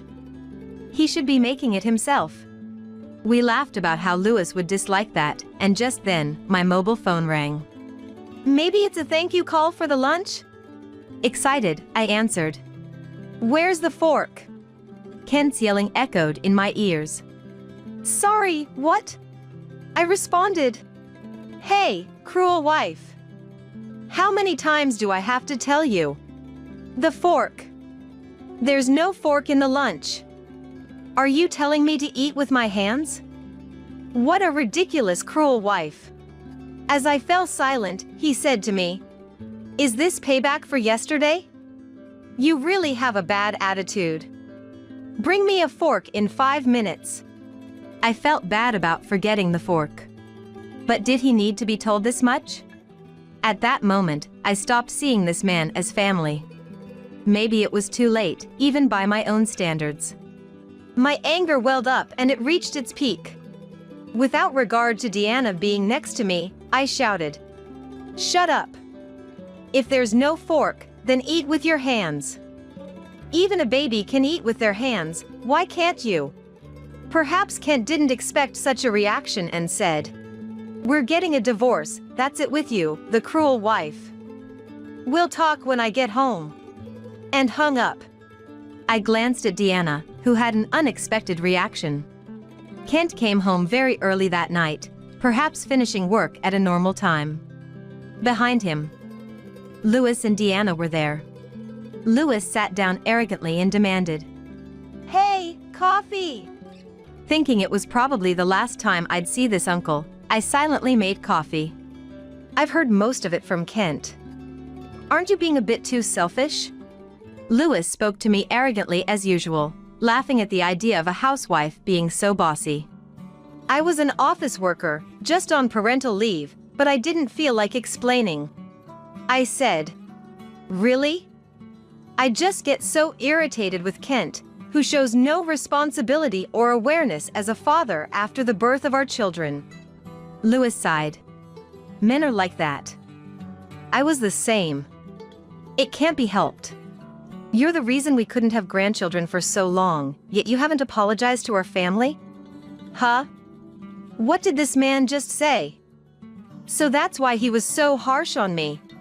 Kent looked uneasy next to Louis, who demanded an apology. Really? That's a lie from Kent. The issue lies with your son. I pulled out Kent's medical results and slammed them in front of Louis. Even Louis was taken aback and accused him. Carol, I'm sorry. I said those things, but I don't really want a divorce. I apologize for lying about the test results, I just couldn't believe them. Kent apparently didn't want a divorce. He probably thought bringing Louis and Deanna would work in his favor. I quietly handed him the divorce papers. A joke, right? Rui and Ray are still so young. You want to make them poor fatherless children? Better fatherless than with a father like you. You're always lying, Kent. You never change, always saying you'll do your best. When have you done? I'm tired too. Let me be free. And, you think I don't know anything? Kent looked confused. A lot of people at your company heard today's call. It's embarrassing. A colleague called me, worried. That's when I heard about the parental leave. You said you didn't need it, all lies. Concerned about me with the twins, Kent's boss had asked to him, how long will you take for maternity leave? Despite that, Kent had declined. It was also revealed that Kent could have left work on time on some days, but he deliberately stayed late. Kent was silent and downcast at my words. Seeing this, Lewis intervened. Well, men have their own circles. Supporting that is a wife's role. You'll understand eventually. He looked at Deanna as if seeking agreement. Deanna scoffed at Lewis. That's something I'll never understand, no matter how many years pass. Lewis was taken aback by her reaction. Ignoring Lewis, Deanna said, Kent, let Carol go.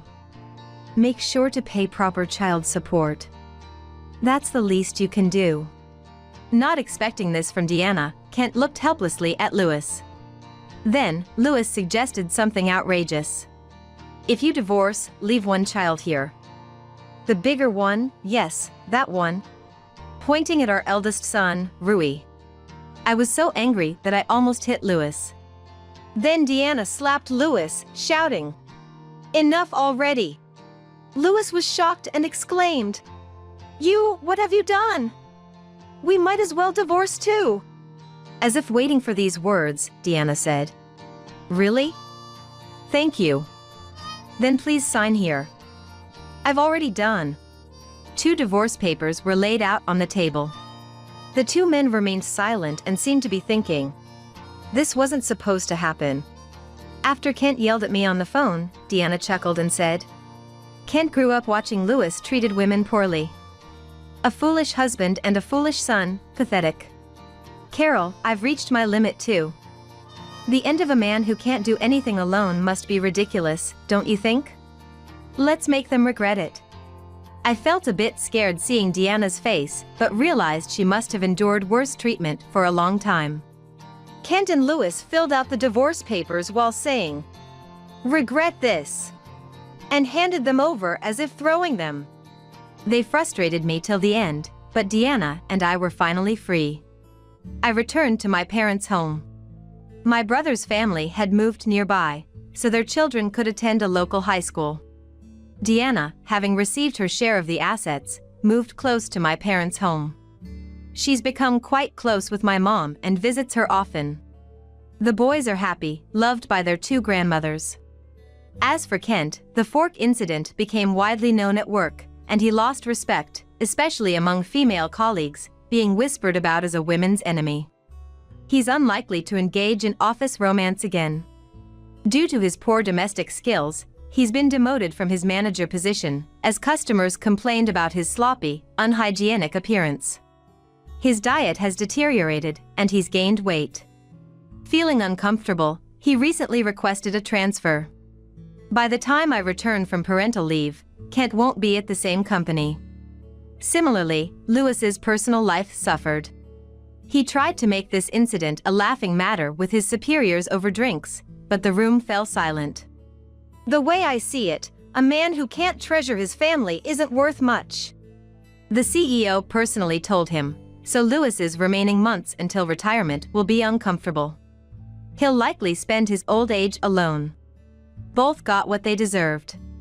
Deanna started part-time work at a nearby grocery store and seems to be enjoying her days. I'm happy for her. The twins, Rui and Ray, are about to celebrate their first birthday.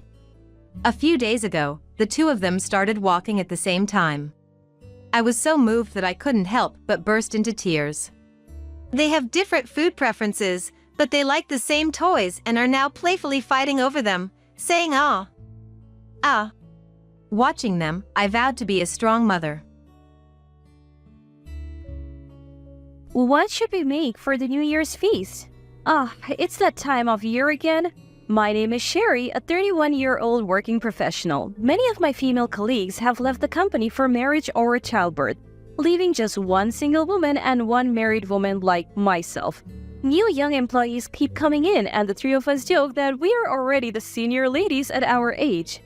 I have made it to a supervisor role, but climbing any higher seems challenging. Still, I'm content with my current situation, working for a stable company, earning a decent salary and having a good time with my colleagues. My husband Kevin is 2 years younger than me but is climbing the corporate ladder smoothly and is well regarded by his bosses. Both of us have full-time jobs, and since we don't have kids yet, we're living a fairly comfortable life. That said, we're usually frugal, except for special occasions like vacations or birthdays. Neither of us are into brand name stuff, and we don't have many material desires. Preparing for having a child and enjoying life together if you don't have children, I vaguely think like that and save money. As soon as Halloween ended and the city switched to Christmas decorations, I started thinking about the new year. Every year, Kevin and I prepare a New Year's feast and drinks to bring to my in-laws. For some reason, that's become the norm. The first New Year's after getting married, my mother-in-law asked me to pick up a ham she had ordered. Turns out she hadn't paid for it yet. I gave her the ham, but she didn't mention the money. I figured she would settle up later, but that never happened. When my husband casually asked her about it, she said she was busy and would deal with it later. Then, when my husband wasn't around, she said, "You can at least pay for the ham, right? I mean, we're the ones preparing for New Year's here." I wouldn't have minded paying, but the way she said it without even a thank you was annoying. We had already bought drinks and snacks as she had asked, and even brought New Year's gift. It's an hour away by car, so I can't stay overnight, so I wonder what preparations are needed. If she had said she was making a homemade feast, I would have been impressed, but she had just bought stuff from the store and there were no New Year's decorations. I convinced myself that hosting is hard work and let it go. The next year, she asked us to bring not just drinks and snacks, but also the New Year's feast. We complied, thinking it's only a few times a year we visit. My husband's parents, us, and his sister and her husband were all there.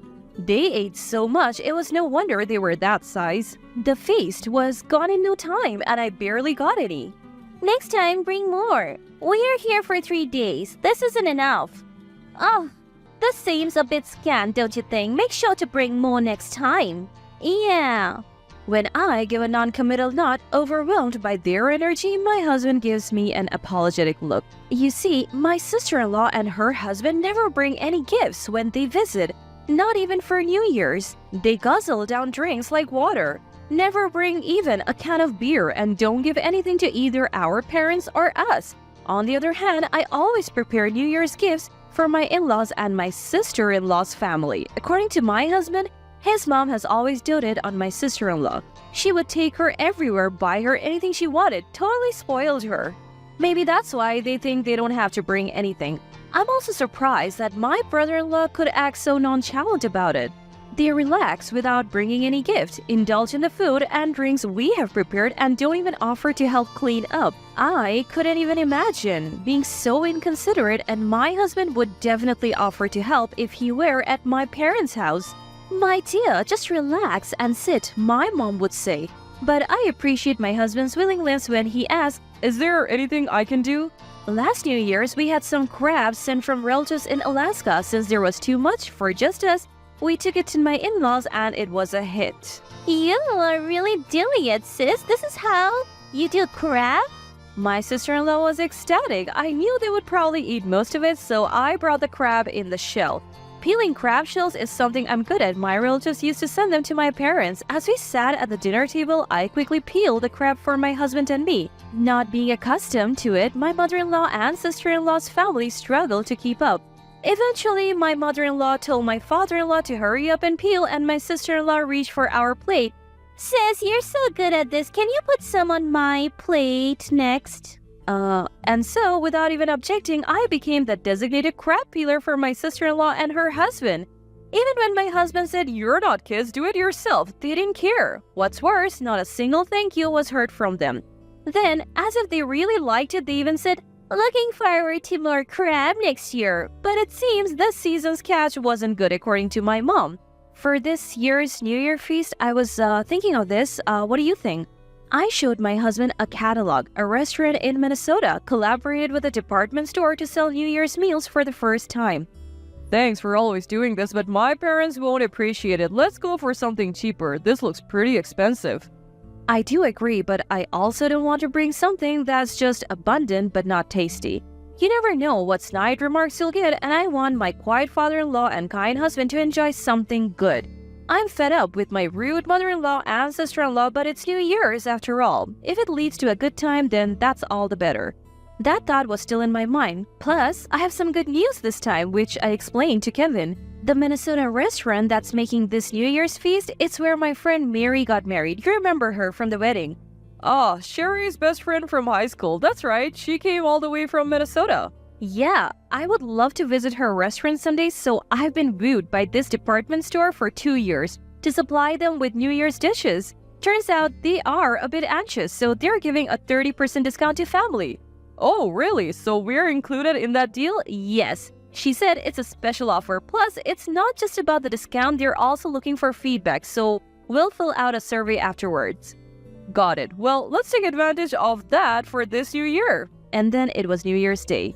The New Year's feast, drinks and snacks were packed and ready to go. The takeout boxes for the New Year's feast were nearly twice the usual size.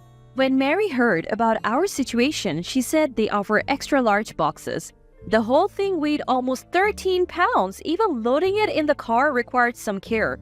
Last year, we got stuck in a traffic jam, so we decided to leave early. The roads were empty, so we arrived sooner than usual. As we rang the doorbell, my father-in-law came out to greet us. We said our New Year's greetings and went inside, but my mother-in-law was nowhere to be found. My father-in-law said apologetically, She might still be sleeping. I did call her, but she didn't come down. "Is she feeling unwell?" No, that's not it. It wasn't the crack of dawn or anything, but here we were, ready to celebrate New Year's. And she's still sleeping after telling us to prepare all this? I couldn't help but be annoyed. It's more frustrating than frustrating. We exchanged glances and sighed, deciding that complaining wouldn't help. I took over making the coffee from my father-in-law. I knew where everything was because my mother-in-law always asked me to do it. My sister-in-law probably had no idea. My father-in-law was different from my mother-in-law and sister-in-law, much calmer. Talking to him was comforting. My kind and soothing husband must take after him. They looked alike when they smiled too. As we enjoyed tea with my husband and father-in-law, I felt at ease for the first time at my in-laws. That's it. I decided to let my father-in-law, who rarely eats properly, enjoy the New Year's feast. I began to unpack the takeout boxes.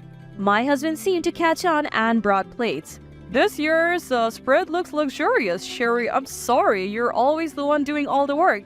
Don't worry about it, father-in-law. This is the New Year's feast from a restaurant in Minnesota.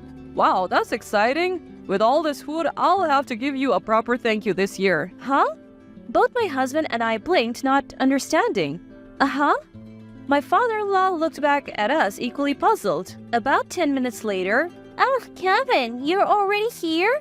we heard heavy footsteps on the stairs and my mother-in-law appeared. She looked even larger than when we had seen her last summer. We were in the middle of New Year's greetings when we heard a car pull up. Seems like my sister-in-law and her family had arrived. Mom, we're here. My stepsister burst through the front door with enthusiasm. Happy New Year! Even though I greet her, she ignores the New Year's pleasantries and says, Hey, you bought it this year too, right? She looks at me with sparkling eyes. I bite my tongue, wanted to say a lot and turn my attention to the New Year's feast. This year, I ordered some special New Year's dishes like Willy Bird turkey from Minnesota. As soon as I say that, both my mother-in-law and stepsister let out a disappointed, What? No crab? It's New Year's, so of course there should be traditional New Year's dishes. What about crab or oysters? I'm stunned by her words. I have gone to great lengths to prepare this and not even a thank you. I have chosen quality dishes for the New Year's feast. Plus, I have even upsized everything because you all eat so much. My patience is wearing thin, recalling my earlier conversation with my father-in-law. Before I can retort, my sister-in-law plops down and starts eating from the plate I had set aside for my father-in-law, saying, Well, I'll give it a taste test for now. Her husband sits next to her. Is the concept of manners foreign to these people? Let's dig in. It looks delicious. My mother-in-law follows suit.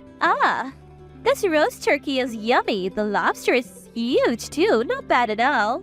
They devour the food at an incredible pace. Dad, Sherry, let's eat too. My husband suggests, so I decide to calm down for now. My father-in-law hasn't started eating yet, and I want him to enjoy the food before it's gone. I also want to share our impressions with our close friend Mary. As I reach for the roast turkey, my stepsister snatches it away. Hey! I've told her countless times not to take other people's things, but she never learns. Well, I don't think so. Are you hungry too, sister-in-law? But I'm definitely not sharing this turkey. You broke your promise to bring crabs, so it's only fair. My mother-in-law just laughs along. Snap! Something inside me just broke. Really? Is that so? Enough. I'm not feeding these people anymore.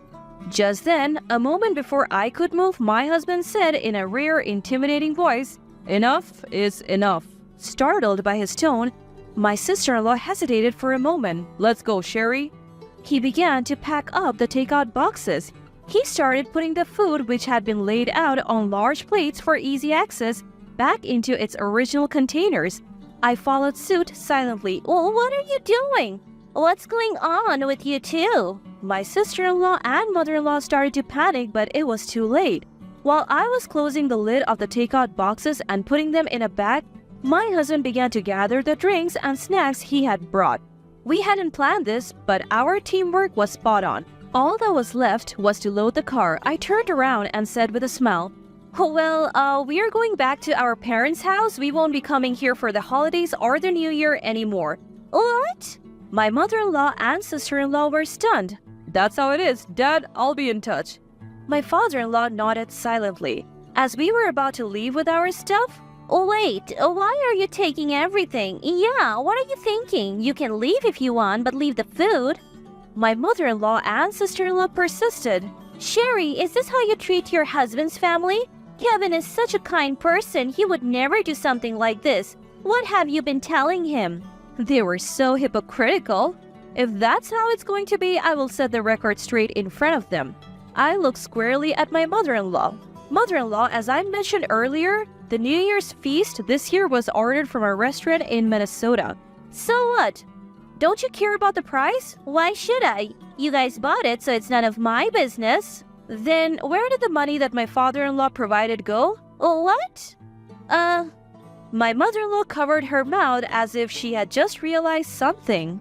Every year, it seems my father-in-law has been providing money for the meals we bring, but we have never accepted it. Where did that money go? My mother-in-law must have thought she would never get caught since she had been successfully stealing the money every year. She turned pale. What are you talking about? Are you still going to pretend you don't know? You have no idea how shocked we were when we heard it from my father-in-law. My father-in-law was just as shocked. He only found out that we hadn't received a single cent when he saw the puzzled look on our faces. He had never intervened when his wife and daughter treated us poorly because he thought he was covering the costs.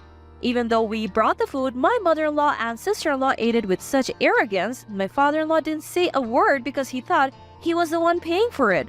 What's going on? I've been giving you 2 extra money every year, including for transportation, haven't I? My usually mild-mannered father-in-law raised his voice. Well, you see... My mother-in-law was at a loss for words, her eyes darting around. Do you have any idea how much effort it takes to pick and bring the food each time?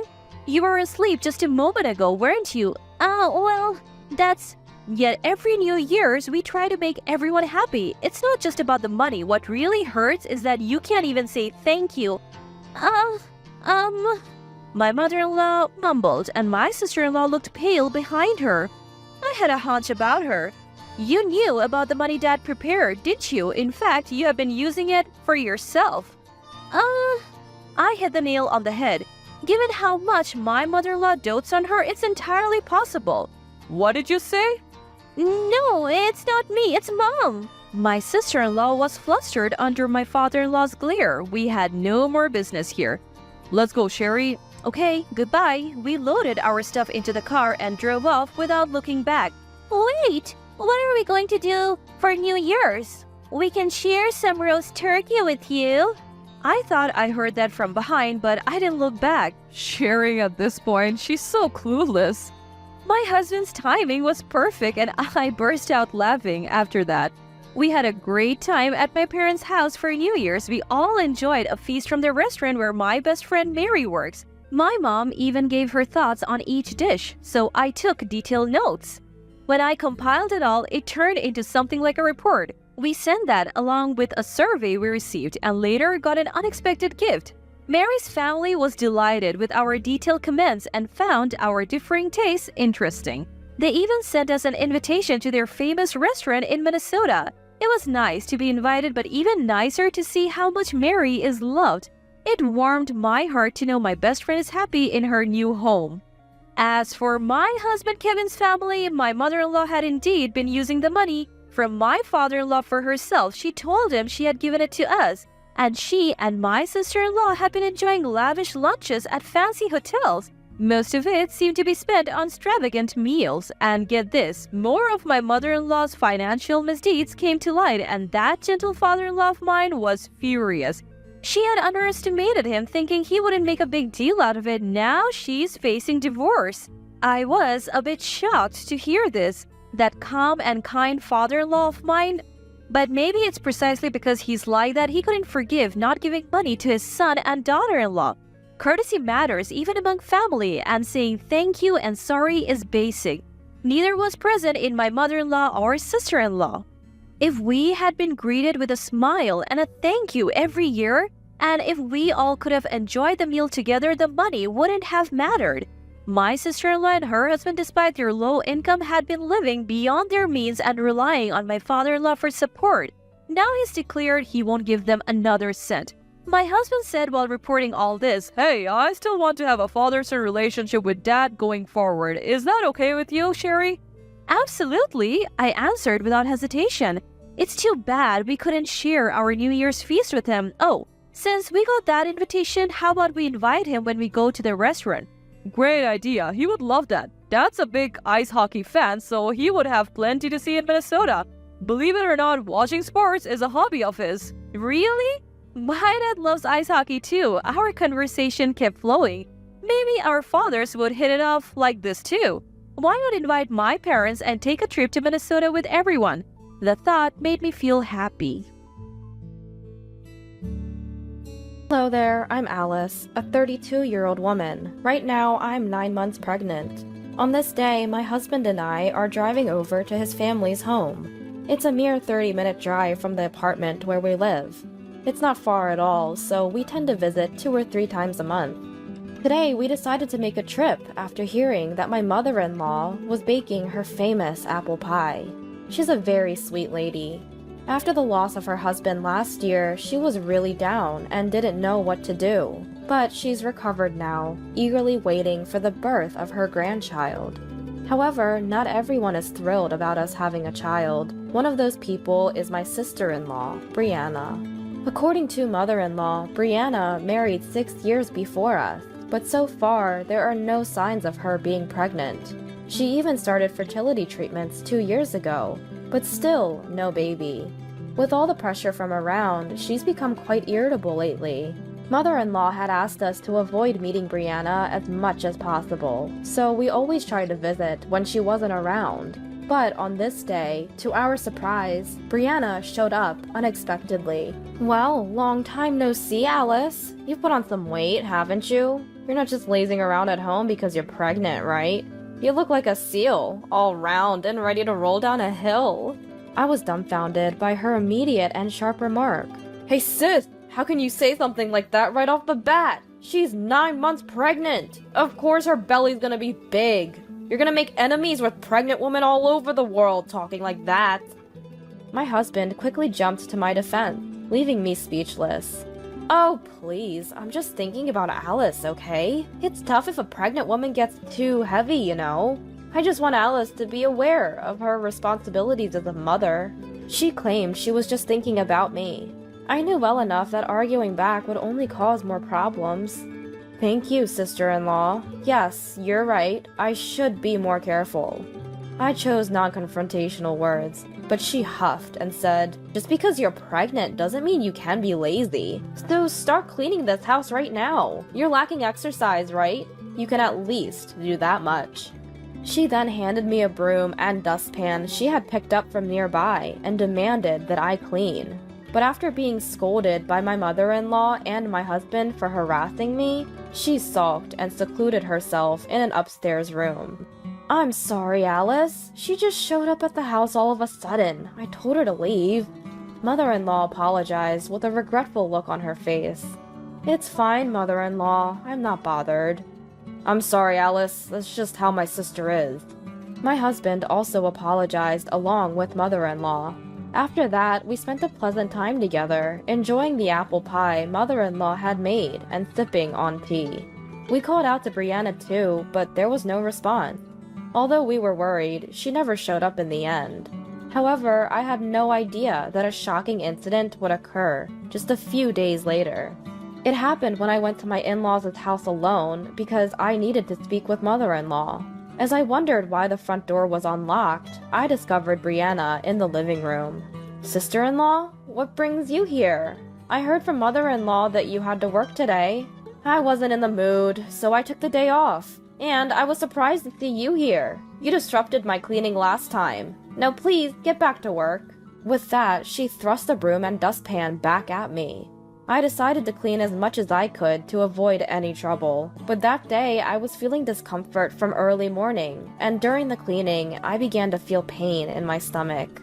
Just as I thought of taking a short break, my sister-in-law kicked my stomach, which resulted in my water breaking. The pain escalated and I fell down on the spot. It hurts! Somebody, please help! I took out my mobile phone from my pocket and quickly dialed mother-in-law. "The baby is in trouble." I managed to utter these words before losing consciousness. When I woke up, I found myself in a hospital bed with an IV in my arm, and my body was wrapped in an electric blanket. Where am I? Wait, what about my baby? I tried to sit up, but the pain in my abdomen stopped me. Not only that, my stomach, which was supposed to be large, had shrunk, and I was shocked. I pressed the nurse call button, and when the nurse came, I asked what had happened. Apparently, my water had broken, and I had to give birth via emergency cesarean. The baby was small and therefore in an incubator, but was said to be in good health. Mother-in-law and my husband, who had rushed in, were also informed by the doctor. Their faces were red with anger. I decided to visit the baby once I felt better, and tried to sleep as much as possible to recover quickly. However, the next day, an unbelievable person showed up in my room. It was my sister-in-law, who had kicked me, and her husband. They walked into the room without even knocking. I frowned at their impudence. And when the two absurd people suggested, "We'll pay you. Let's settle this," I felt a chill. When I didn't agree, they lashed out at me with every offensive word they could think of towards my tired face from the cesarean operation. Thinking that my daughter had to go through such a thing because of these people, something inside me snapped. "A settlement? Are you kidding me? Don't make me laugh. I'll ruin your life." The two of them were enraged by my words and continued to shout at me. What are you saying? We're offering a solution with money here. Aren't you thankful? Alice, didn't your parents teach you to obey your elders? We're telling you to settle. Just agree, quietly. My brother-in-law also joined in, and as we were arguing, forgetting it was a hospital room, the door suddenly swung open loudly. "I've heard everything. I'm sorry, but I have absolutely no intention of settling." My husband has a good build and is tall, so his deep voice was imposing. They didn't seem to expect my husband to show up, and the two who were talking so confidently until now were completely taken aback. Long time no see, Finn. It's a coincidence to meet you here." My brother-in-law said this, but his face seemed tense. "It truly is a coincidence. I didn't expect to meet you here, and I never imagined I'd hear such words from you two. I would appreciate an explanation." We were all in the room when they said it, so there's no room for any excuses. "Hey, don't be so angry, Finn. It's not like we had ill intentions. We just feel bad for what we did to Alice. That's why we're offering money, hoping to settle this out of court." My sister-in-law explained with a trembling voice, but my husband's fury didn't subside. "The one who decides whether this will be a settlement or not is Alice, not you. Besides, do you think this is a situation that can be solved with money? Alice had an emergency C-section. The baby's in an incubator. You endangered both their lives. Do you even understand that?" My husband exploded, letting his emotions get the best of him. As for me, I also couldn't forgive them just because they were throwing money at us. I agree with my husband. No amount of money can make this right. You will face the consequences of your actions. It seemed like my sister-in-law assumed that throwing money at us would make us forgive them, but this situation was not that simple. Thankfully, both my daughter and I, although she was in an incubator, were fine. But had there been any mistake, we might not be here now, and it seemed like my sister-in-law was entirely oblivious to this. I suspected my brother-in-law felt the same way. Thinking about this, I realized I couldn't forgive them or consider a settlement lightly. At my words, my sister-in-law flared up and raised her voice. What do you mean? This is all because of her. She knew I couldn't get pregnant, and yet she kept rubbing her belly in front of me. Was that a jab at me? I was furious. That's why I did what I did, to make sure she never does anything like that again. Now I knew why she had kicked me, but there was something that didn't make sense. I hadn't met her often since I got pregnant, and every time she saw me, she would go into her room and not come out. So how did she see me rubbing my belly? That part was a mystery to me. But no matter what she said now, it wouldn't erase what she had done. Neither my husband nor I had any intention of forgiving her. I understand that you're struggling, but that doesn't justify doing something like this to Alice. No matter the reason, endangering a life is never acceptable. My husband explained the obvious to them, but they were each looking elsewhere, not even trying to listen to us. It seemed like they wanted to get over with this as soon as possible. Seeing the two of them not showing any remorse, I felt my condition worsen. Are we done here? I just had surgery and I'm not feeling well. If you continue to cause a ruckus in this room, I'll call the police. Arguing here wasn't going to resolve anything, and talking to the two of them was too hard for me, as I was still recovering. After my husband kicked them out, I sighed heavily. We had enough evidence because my husband had recorded their conversation. My mother-in-law was also unable to contain her anger because of what her daughter had done, putting my life and that of her grandchild in danger. And so, we decided to press charges against my sister-in-law. We filed a complaint with the police. My sister-in-law was taken to the police station. Afterwards, through a lawyer, we started negotiations. But my sister-in-law insisted to the lawyer, "I've done nothing wrong. This woman has been flaunting her pregnancy in front of me, causing me emotional distress when I myself am struggling with infertility. She's not innocent either, so she should be open to a settlement." At first, she had been eager to pay any amount of money, but then she began to claim her innocence. She insisted we should just pretend none of this happened, because we were both at fault. When she first saw my husband in the hospital, she was visibly intimidated. But now, determined to avoid paying, she put up a stubborn fight throughout the process. However, she had no idea our conversation in the hospital room had been recorded. As soon as the evidence was presented, both their faces turned ashen. Even with such clear evidence, you still claim you're innocent? I'm afraid that won't fly. After enduring so much insult and our refusal to agree to a settlement, my sister-in-law, in anger, flung the coffee that was before her at us. Thankfully, the coffee was cold, so we didn't get burned. Furthermore, their outrageous behavior and language in the office resulted in additional charges, forcing them to increase the compensation amount.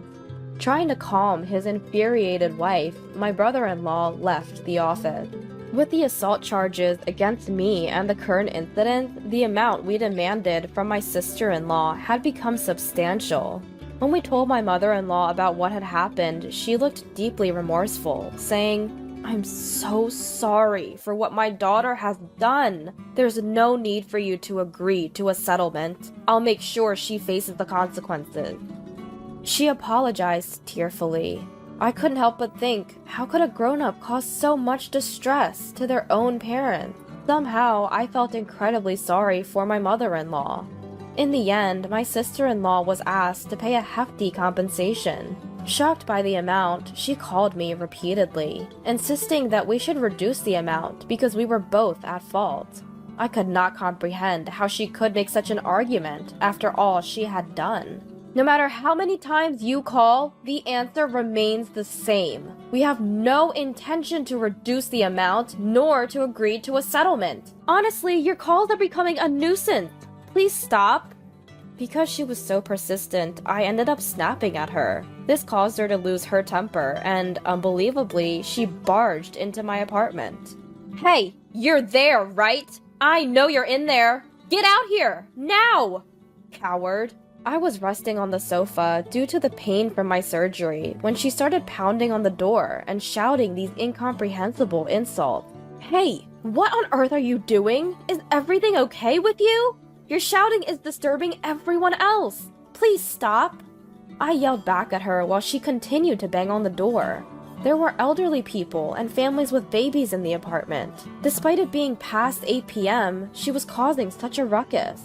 I wondered if she ever considered that people might be sleeping. Of course, my husband was still at work and hadn't returned home. Since I got discharged from the hospital, I've been visiting my daughter every day. Feeling unwell and dealing with her unannounced visit and the commotion, I was at my wit's end. No matter how many times you come here, my mind won't change. Please don't come here anymore, I said, fighting back despite feeling unwell and pale. But my sister-in-law was desperate for a settlement, and my concerns seemed to be irrelevant to her. I didn't do this because I wanted to, you know. It's because of your intrusions that things have come to this. It's presumptuous of you to get pregnant before me. Shouldn't you have been more considerate and waited to get pregnant after us?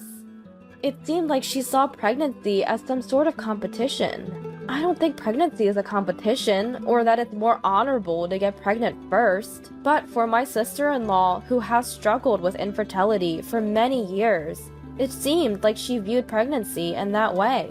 Everyone has different values, but that's no excuse to hurt others. I understand you're upset about not being able to have children, but that's no reason to hurt others. So I cannot forgive you. You put my daughter in danger, and for that, you will be held responsible. Above everything else, the fact that she had hurt my daughter was unforgivable. Just then, the sound of sirens could be heard from outside. It seems that someone in the apartment had reported the disturbance. Well, I suppose if you're banging on someone's door and yelling at this hour, it's inevitable that the police would be called. What do you mean the police are here? Open the door! You have to hide me! Despite my sister-in-law's pleas for me to hide her, I had no intention of doing so. The police arrived at the apartment and began questioning her. I also explained the situation from my perspective. Just at that moment, my husband came back to the apartment, and I filled him in on what had happened. Considering what had happened before, my husband told the police everything, and they took my sister-in-law away in their car. That night, my brother-in-law called to tell me that he was divorcing my sister-in-law and asked me not to involve him in this issue, a rather self-serving request. Apparently, one of my husband's colleagues had been at the hospital where I was admitted, and he overheard my brother-in-law's conversation. When he got to work, the gossip spread among the female employees, and my brother-in-law was looked down upon. The situation worsened, and somehow the story reached the HR department. My brother-in-law, realizing he couldn't talk his way out of it, confessed everything. He was then told that someone like him couldn't stay in the company and was going to be transferred to a regional office. So he doesn't want to get involved in any more problems. I can't deal with her issues anymore. If any more problems arise, I'll be fired. So please leave me out of it. With that, he hung up, and I haven't heard from him since. Afterward, we received a substantial compensation from my sister-in-law, and to ensure she would never come near us again, we changed our phone numbers and moved away. Even if she ran out of money and needed help, she wouldn't know where to find us. A few months later, my daughter was discharged from the hospital. She didn't have any lingering effects and was growing up healthy. Rumor has it that my sister-in-law was in substantial debt. At first, she was moving from friend to friend, but she was never contributing to the living expenses and stayed for far too long, so they kicked her out. My sister-in-law, who has no place to live and no money, is working part-time to pay off her debt. Are you still single? A lonely life is pretty miserable. Those were the words thrown at me by my ex-husband who left me and our eldest son 10 years ago. The man who once betrayed us by having an affair with our son's ex-wife and left still looked down on us, smirking and appearing triumphant the whole time. I just waited, silently, letting my ex-husband ramble on. All I could do was bow my head and tremble my shoulders as he gleefully talked about how happy he is now and how pitiful he finds us. Maybe he thought I was crying, but I wasn't. I had to do that, or I would have burst out laughing. Seeing my ex-husband's behavior, someone tapped his shoulder. He turned around, and upon seeing that person, his face went pale and he looked at me. Eh? What do you mean? Eh? Didn't I tell you? My ex-husband, looking utterly confused, alternated his gaze between us. I decided to fill him in on what had happened in the last 10 years. I'm Susan. I'm turning 56 this year. I thought we were just a normal, lively family with our eldest son and his wife to save money. That belief started to crumble about 10 years ago, just 2 years after we moved in. We didn't have a daughter, so I thought it was natural for my then-husband to dote on Nancy, our daughter-in-law. He would take her out for meals and seemed concerned about her. Thinking it was his way of caring, as she might have had a hard time with her in-laws, I started to worry a few months before the incident. Nancy and my husband had been going out together frequently. At first, I thought it was because our son was busy with work, but it became too frequent, going out 2 or 3 times a week. I gently reprimanded him. Please moderate how much you take Nancy out. What's wrong with doting on my daughter-in-law? I'm just saying you should also let your son spend time with his wife. All right, I'll be careful, he agreed, albeit grudgingly. But then, his business trips and Nancy's travels, suspiciously, began to coincide. Nancy claimed she was traveling with friends, but she rarely went anywhere with our son. Even on a day when our son had taken leave to ask her out, "I've got something urgent," she would leave alone. My son couldn't hide his shock, and my husband tried to console him. But soon, he would leave too. "I've got an urgent matter." Naturally, I went out. Business trips are frequent these days. Yes, work's gotten busier. Nancy goes on trips too, often at the same time as your trips. What's that got to do with anything? I'm working. His evasive responses made me suspicious. Eventually, our son took a day off and followed them. He saw them cozying up in restaurants and women's boutiques. Though I had my suspicions, I never imagined my husband was having an affair with my son's wife. "No way," I muttered. "Are you sure it's not a mistake? Maybe you confused them with someone else." It was Dad's car number plate. I saw them go into a shop, arms linked. My son was devastated. I suggested we talk to them, though I was in shock myself.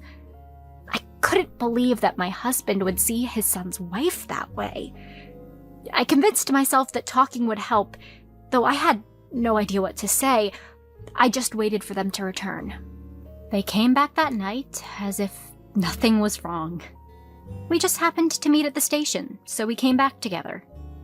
We called the two of them to the living room for a talk, but it was hardly what you could call a discussion. "Why were you out so late with Nancy?" "Sorry, I'll make sure to let you know next time." "That's not the point. Why do you need to go out so often, just the two of you?" I said I'm sorry. I just can't help but adore my daughter, you understand? My husband kept insisting. "It's just normal family affection, and I'm just fond of her like she's my own daughter." Things like that. He stubbornly maintained that he was just being overly affectionate toward her, even when it came to spending time alone with her, excluding our eldest son, and even about being seen with their arms linked. "Nancy, what about you? Why do you go out so much with Dad?" "Well, Henry seemed busy with work." "Dad's working too. You never try to go out with me."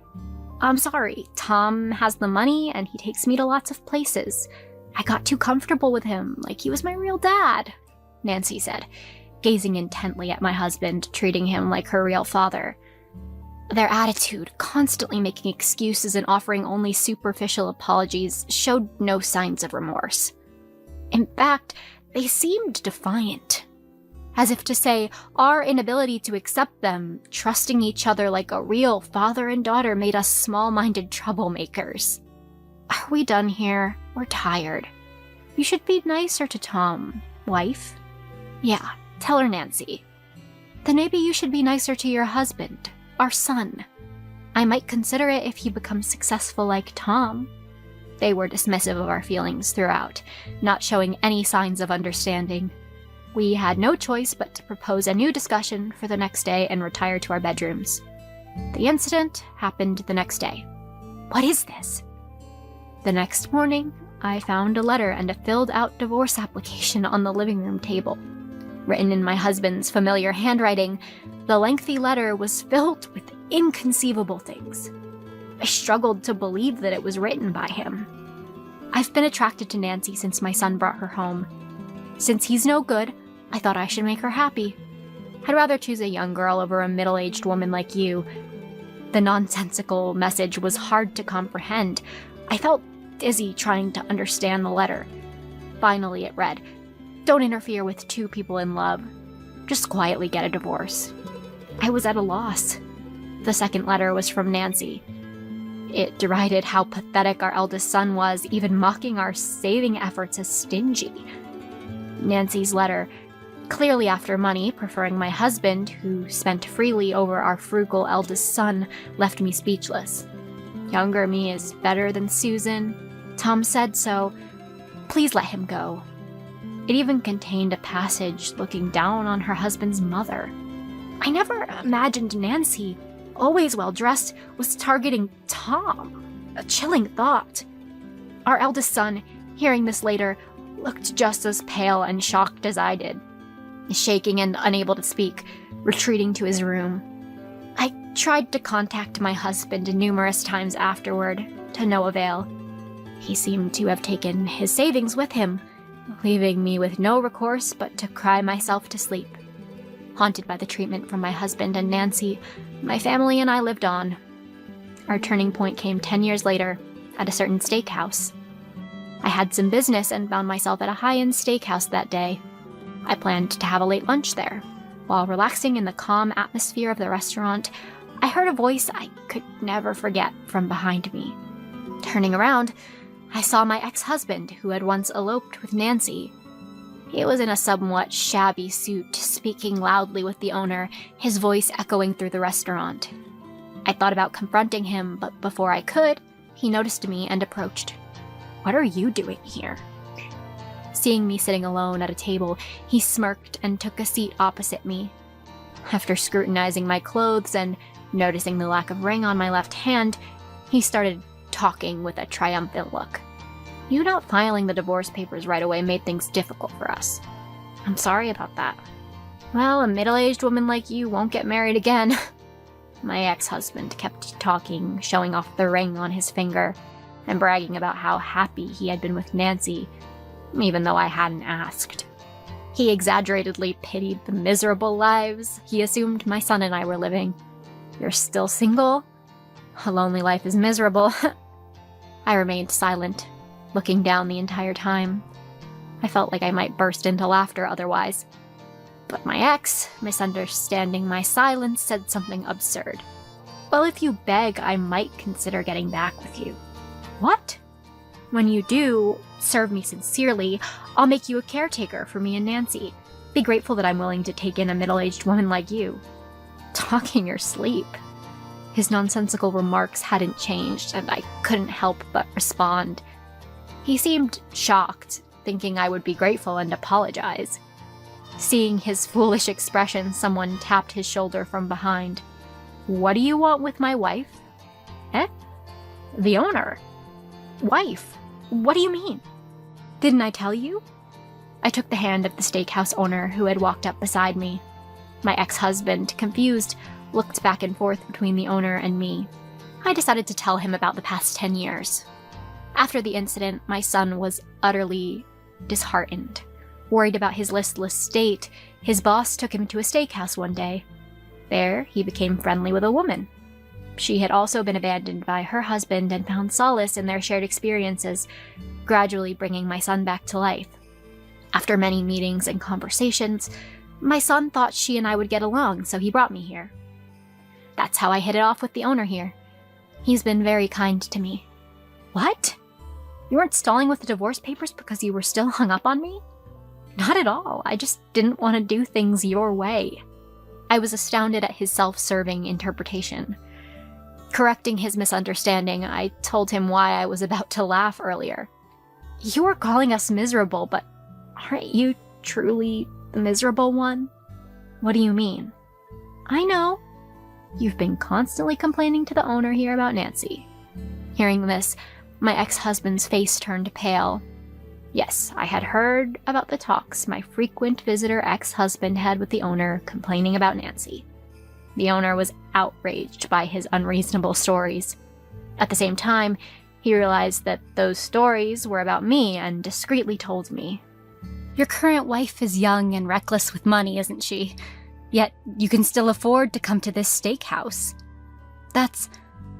You're just pretending, aren't you? It doesn't suit you." Realizing he had been sharing embarrassing stories with someone who knew everything, my ex-husband's face turned from pale to red as he looked down. But I felt no sympathy for him now. This man could still throw words like lonely and miserable at me, whom he believes he made unhappy. Remembering the hurt look on my son's face back then, I glared at my ex-husband. "What about the ring? You're not wearing one." "I have it. I just took it off because it gets in the way of work." Saying so, I pulled out a ring from my bag and slipped it onto my left ring finger. The owner, also unable to wear his ring during work, had purposefully put on our matching rings and come to the restaurant. Seeing this, my ex-husband seemed to shrink, his shoulders hunched. "I was wrong. I just want to talk to you one more time." Talk with someone who still looks down on me as lonely and miserable? What will we talk about? "Please, I was wrong. Forgive me." "Then bring some compensation for the divorce first. We can talk after that." Knowing how much he had complained to the owner, I was well aware of my ex-husband's financial troubles, but that was not our doing. He acted as he pleased and now faced the consequences. I had no reason to involve myself in his troubles. I decided to confront him with reality. "Don't bother us any longer today. It's an important day. I don't want anything to do with you ever again." "Huh? Why is it important?" I hadn't come to the steakhouse today to beat down my ex-husband I unexpectedly encountered. I had important business. Ignoring my puzzled ex-husband, I turned toward the sound of the door opening. "Mom, sorry. Did I keep you waiting? I apologize for being late. Work held me up." "It's okay, don't worry." I smiled and greeted the two who appeared. It was my son, neatly dressed in a suit, and the kind, beautiful woman he had become close to. Much more gentle than Nancy, to whom my ex-husband was visibly shocked. Noticing his father, my son was startled, but stood protectively in front of her. My ex-husband, disregarding their attitude, began to act arrogantly towards my son. "Found yourself a fine woman? Like father, like son. Who might you be?" "What? Talking to your own father like that?" "My dad is only this owner here." My son, now resolute, confronted my ex-husband. Unhappy with his attitude, my ex-husband tried to assert his paternal rights, but no one here was on his side. Everyone looked at him coldly as my son spoke further. "I don't know a man who elopes with his son's wife." I was wrong. I'll give Nancy back to you." Give back? A woman who chose her husband's father over her husband and made herself unhappy? Don't say that. We were a family. Let's start over. That's impossible. You said you had to make her happy because your son was no good. Do as you please and never involve us again. My son echoed the words my ex-husband had once written in a letter back to him. My ex-husband, flustered and trying to save face, couldn't erase the events of 10 years ago. Fed up with his persistent behavior, I delivered the final blow. Today is the day we meet her parents. Could you please leave us alone? At my cold words, his face turned bright red, and he seemed unable to say anything more. Having no place left, he finally turned towards the exit, just as Nancy appeared. Why are you here eating steak alone? I want some too. Nancy, whom I hadn't seen in a long time, had changed even more than my ex-husband. It seemed he had spoiled her considerably. Her once youthful skin, marred by her diet, looked older than her actual age. The Nancy who once looked down on me as a woman was nowhere to be seen. Apparently, she had been searching for my ex-husband, hoping to get money from him, and barged in. Noticing us only after causing a scene and being reprimanded by the owner, Nancy approached the woman beside my son with a rude attitude. Huh? What? The next wife? Despite not filing divorce and still being hung up on him? There's no lingering affection for a wife who chooses dad over me. Such a plain woman suits you. Thank you. I'll be happy on your behalf. Despite Nancy's abusive words, the woman responded without taking offense, leaving Nancy wide-eyed and screaming even louder. But as I had told my ex-husband, Nancy, who couldn't see reality, had no chance of winning. My ex-husband looked uncomfortably embarrassed. You'll never be happy. You should just live miserably. Enough, Nancy. Let's go home. Why? Kick them out. I haven't even eaten steak yet. It's not fair. Nancy, throwing a tantrum like a spoiled child, was dragged away by my ex-husband. After the stormy event, we exchanged knowing smiles. Shall we start over? Are you hungry? I'm fine. My parents will be here soon. Then, darling, please prepare the most delicious steak today. Leave it to me. The rest of the day went smoothly and we had a peaceful time. Seeing my son's happy face made me content. The steak that day, cooked with care by my husband, tasted better than ever. From now on, cherish real happiness. Yes, Mom. You'll be happy too. Thank you. Since then, it seems my ex-husband has not been seen at my husband's restaurant. After such a disgraceful display, it's unlikely he'll ever appear. I don't know what became of the two, but whether they're miserable or lonely, it doesn't concern me. Now, I only think about cherishing the most important people in front of me.